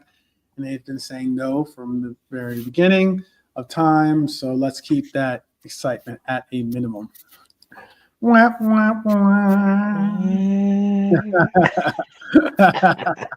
There you go. There you go. There's a new person in the chat. Right. Can we respond to Debbie Downer? Yeah, there you go. There you go. I hear what Mr. Club said. I hear that. I know. I'm kind of like that feeling as well. It's mad. It's just mad. Yeah. We'll see. Lee says, have you noticed Slot has twice given us having a right back play each half so he can experiment with Frimpong and Bradley on the same side at the same time? I did see that. That is something I noticed. Yeah.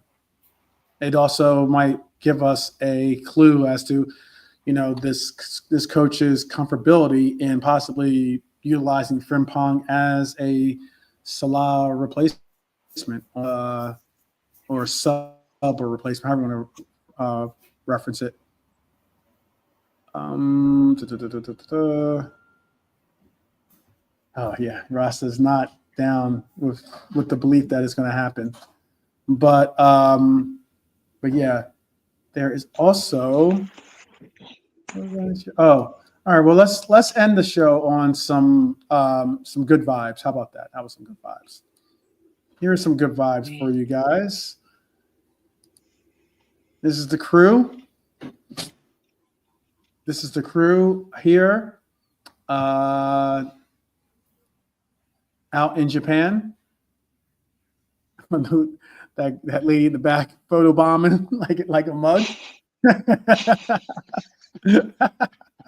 She's having a good old laugh.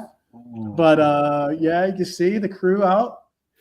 Cody's been on a lot of photos, he's been on a lot of screen time. But you see the guys all out having a good time. I'll say this is one of my favorite pictures. These are some of my favorite pictures. Give me 1 second.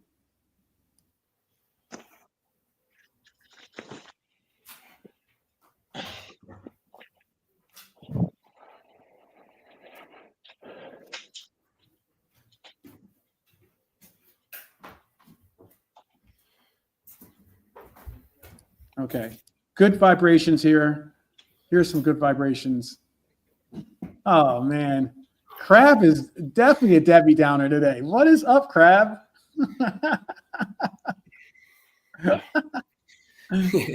Oh, man.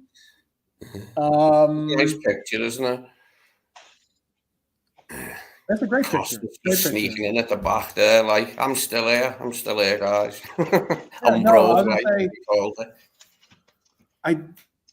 This is pretty dope because I think this is the official airline for us in Asia.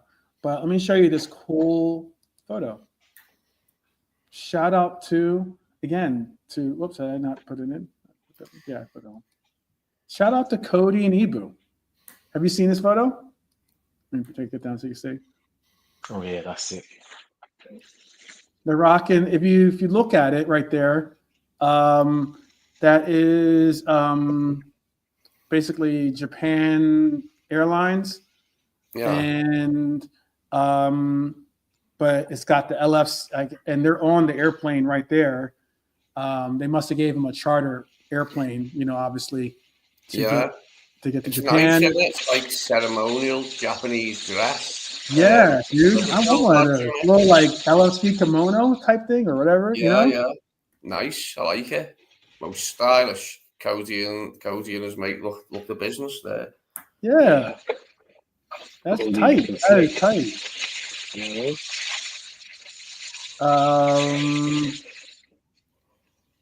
Let's see. Don't know what I was saying. Big up to Dara. Big up. Welcome, Dara. Nothing to do with anything. That is a crap. They're talking about team full of endos. We want a team full of endos. If we'd be only so lucky to have a team full of endos, players that are that would give their last dying breath for the club. Yeah. All right, we're at the 2-hour mark here, people. Look, Liverpool's going from bargain hunting, as some would say, to brand building. We're not just a top 6 club anymore. I don't think we really were that club, but we're not a top 6 club anymore. Not all about the big 6. We are the 6. You know, so we're like Drake screaming down from the I forget what that building is called in Toronto. Maybe Crab could help me out with that one. But it looks like a space. It looks like the Space Needle. But we're a financial juggernaut with a football identity. And as long as we're playing smart, we should be swinging. We should keep swinging big for these big name targets. I can see us splashing over 100 million for another big name. Obviously, Isak is on the cusp of something. The CN Tower, yes, that's what it is. I think that's what exactly it is. Double check. I think that's what it was.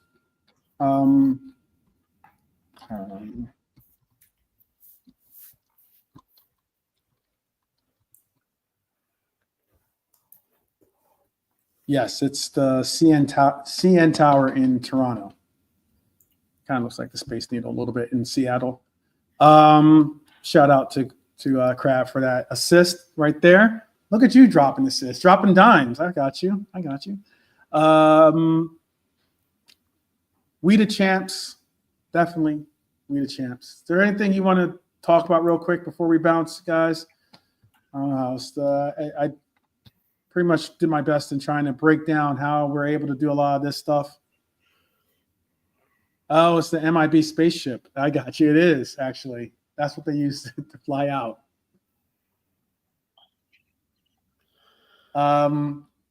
Lee, Nalante, anything you want to bring up? Anything you want us to speak on real quick? Any rumor or anything that we haven't discussed today or tonight? Not really. I just hope they tie this Diaz thing up quickly now then, so it doesn't drag on. Let's get them sold, and then we can move forward, can't we, from there? That's probably the next order of business, isn't it, for this window, is to sell Diaz and carry on in pursuit of Isak, and hopefully buy Mark Gahey, or at least another centre-half. And then we're pretty stacked. I have a question, then. For you especially, not especially Lee, but for you, Lee, and for some out there, maybe Crab as well, you can answer this. Whether or not, I don't know if the Isak thing is the determinant on whether you're doing a cow and saying FSG for life, but have FSG won you over this summer, or are people still on the FSG out? Are you FSG out still? Or is anyone in the chat still FSG out?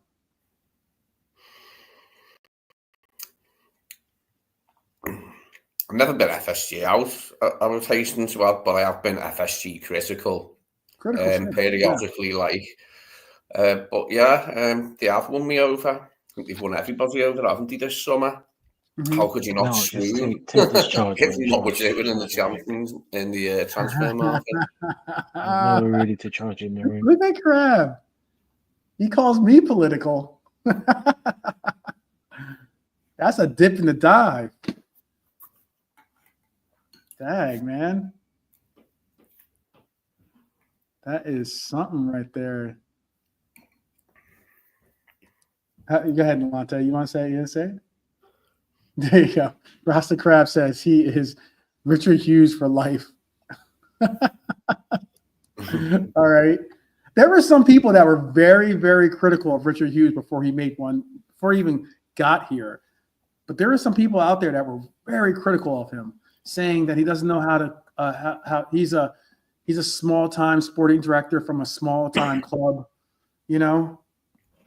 It's interesting. I didn't really have an opinion of Richard Hughes before we brought him in, but I've been pleasantly surprised at just how effective the man is at getting things done. Him and Edwards and whoever else is working with them. It's been excellent, hasn't it? Mhm. Nothing short of excellent. Yeah. Lee's saying no, they just behaved the way they should have done, regardless of anything. We haven't spent what was needed. Now we are doing so. Okay. Hughes is the Don King of football transfers. Okay. No, don't compare it to Don King. That's Don King's a thief. Yeah, Don King's a rat. I didn't know Don. I didn't know King's he a has You heard back. Mike No, don't Tyson's compare him to Don crazy King. impression. It's bloody like control hilarious. Don hair. King is an enabler. He's a thief. So don't compare Hughes to Don King. Yeah, Take that back. Take that back, Rasta. Don Hughes King's a was thief. amazing at Bournemouth. I was really glad we got him, says Dustin. Okay. Yeah, there's a lot that that people have. A lot of the shouts and the anger, or the I don't want to say disappointment, but the shouts and anger was very ample, but it has definitely dissipated. It has gone. I've seen some people do complete 180s, and it's interesting. Part of the deal for Edwards, in fairness, Mike Gordon doesn't know football the way Edwards does. Okay, that's what this kid is saying. Okay. Mike Gordon. Okay. Good. Oh no, I was going to say to Fair, just to end on Richard Hughes. Look, it's not even just about his Bournemouth. He's done well with his transfers at Bournemouth. He got I thought he's done Areola. really. He's built a very, very viable team at Bournemouth, Yeah. and considering Real Madrid went to go get the player, get a player from Bournemouth, we've gone to get a player from Bournemouth. Semenya was linked. Yeah, a lot of the players were linked. Yeah. Yeah, to be like fair, that. You got to think that says something about the guy. Yeah. At least that's my perspective. That's how I'm looking at it. No, 100% 12. But to be fair, him obviously wasn't just down to him, but he had a major say in terms of Gary O'Neill. When Bournemouth sacked him, there was an uproar because Gary O'Neill done well at Bournemouth, and to bring Areola, there was a bit of a content for the fans, and he was part of the committee to make the choice, and it's worked. But it's not even that. He's multilingual in languages, and he's got good contacts in the game with the top agents, with the world's best players. So important. all That's that extremely combined, important. yeah, all that combined, and he's a people. He finished his career. Was it 10 years ago or 12? I can't remember. Yeah, and that. Yeah, he's a former obviously player too. Exactly. Yeah, exactly. Yeah, decent player, nothing major, but decent.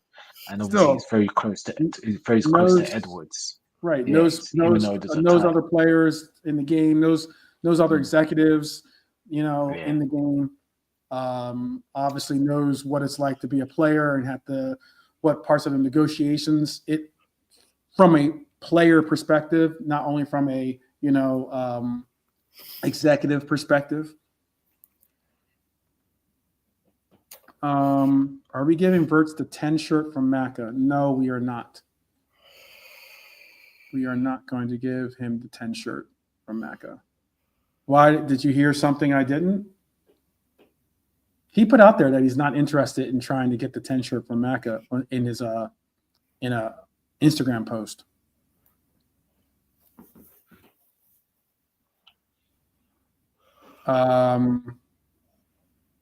I think he will go with, what was the number that he's been a couple of different numbers for Leverkusen. Or Leverkusen, yeah. No, I don't think he's that bothered, is he? But the number he said that before we bought him, he's not that bothered. Yeah, you're right, Lee. Well, he did say that. If we're gonna give Isak the 14 number, then we still got to get either Chiesa a new home or have Chiesa decide to give up the 14 himself. Rasta says give him the 27. Okay. Who's number? I'd have to look to see. Do we have a 20? Who's number 28 for us? Oh, Isn't that great? No, it can't be Gravy, is it? Is it Gravy? I don't think so. No, he's not, is he? No, I don't think so. You're right.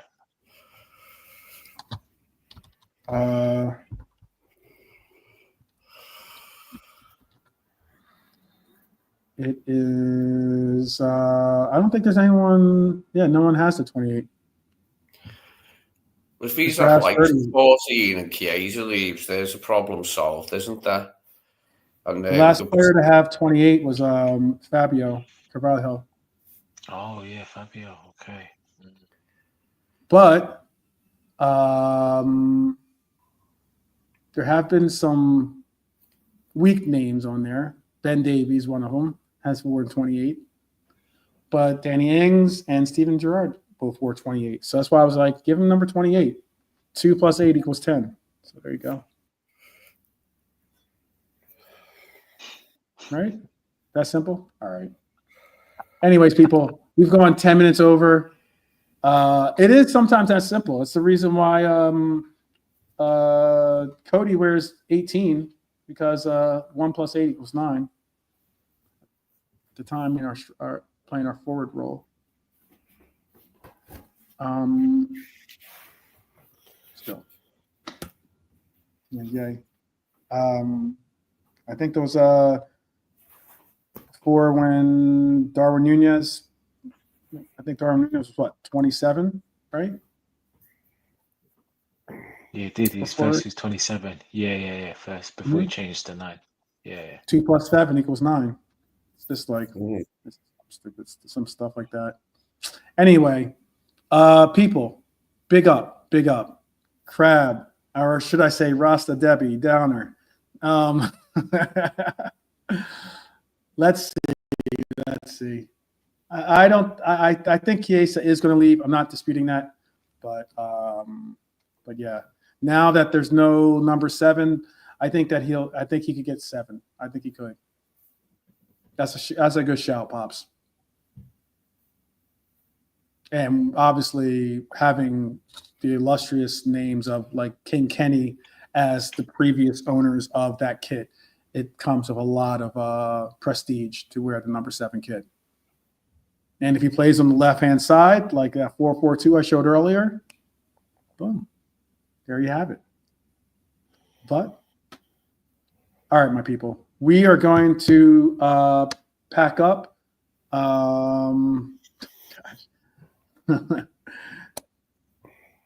For someone that has told us to be cool our jets on Isak, you got all these players like you got Chiesa out, you got Darwin out, you got got all these players going before they're actually gone. Yeah, we're gonna pack up here. Going to Lee, you want to give a shout out to the people's? Got a good we got like about 40 people in the chat. No, just thanks everyone. It's ongoing, isn't it? Like all the stuff and that, like, and everything's gone great so far. So we just keep a watch on it, like, won't we, over the coming weeks? I can wait now, like for signings. We've got a few in already, but I can wait as long as we get it right with our choices.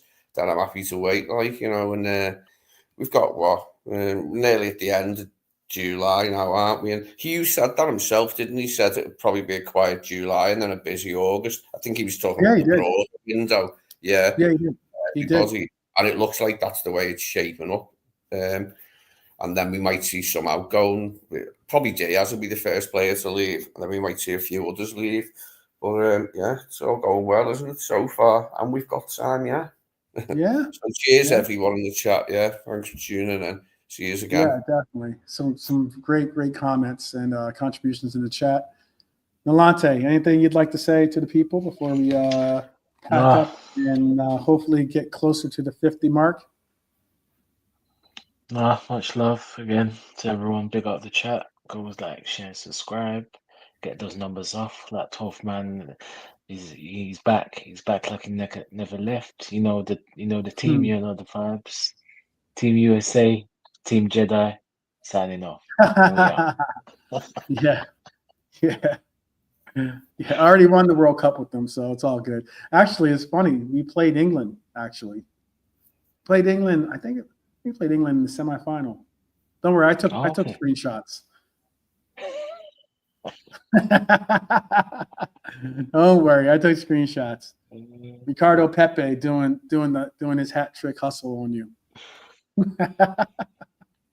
Honestly, Pep might still Pepsi, but there you go. There you go. There you go. Uh, All right, brothers and funny stuff. sisters. We will see you hopefully tomorrow. We'll put together some type of action-packed show. Hopefully we'll have some, obviously some news to report on. But other than that, I wish you all the best. Hope you enjoy the remaining evening or hour or less than an hour of your Sunday. And we hope to see you on a little case of the Mondays come tomorrow. So until then, definitely up the Reds as always, and peace.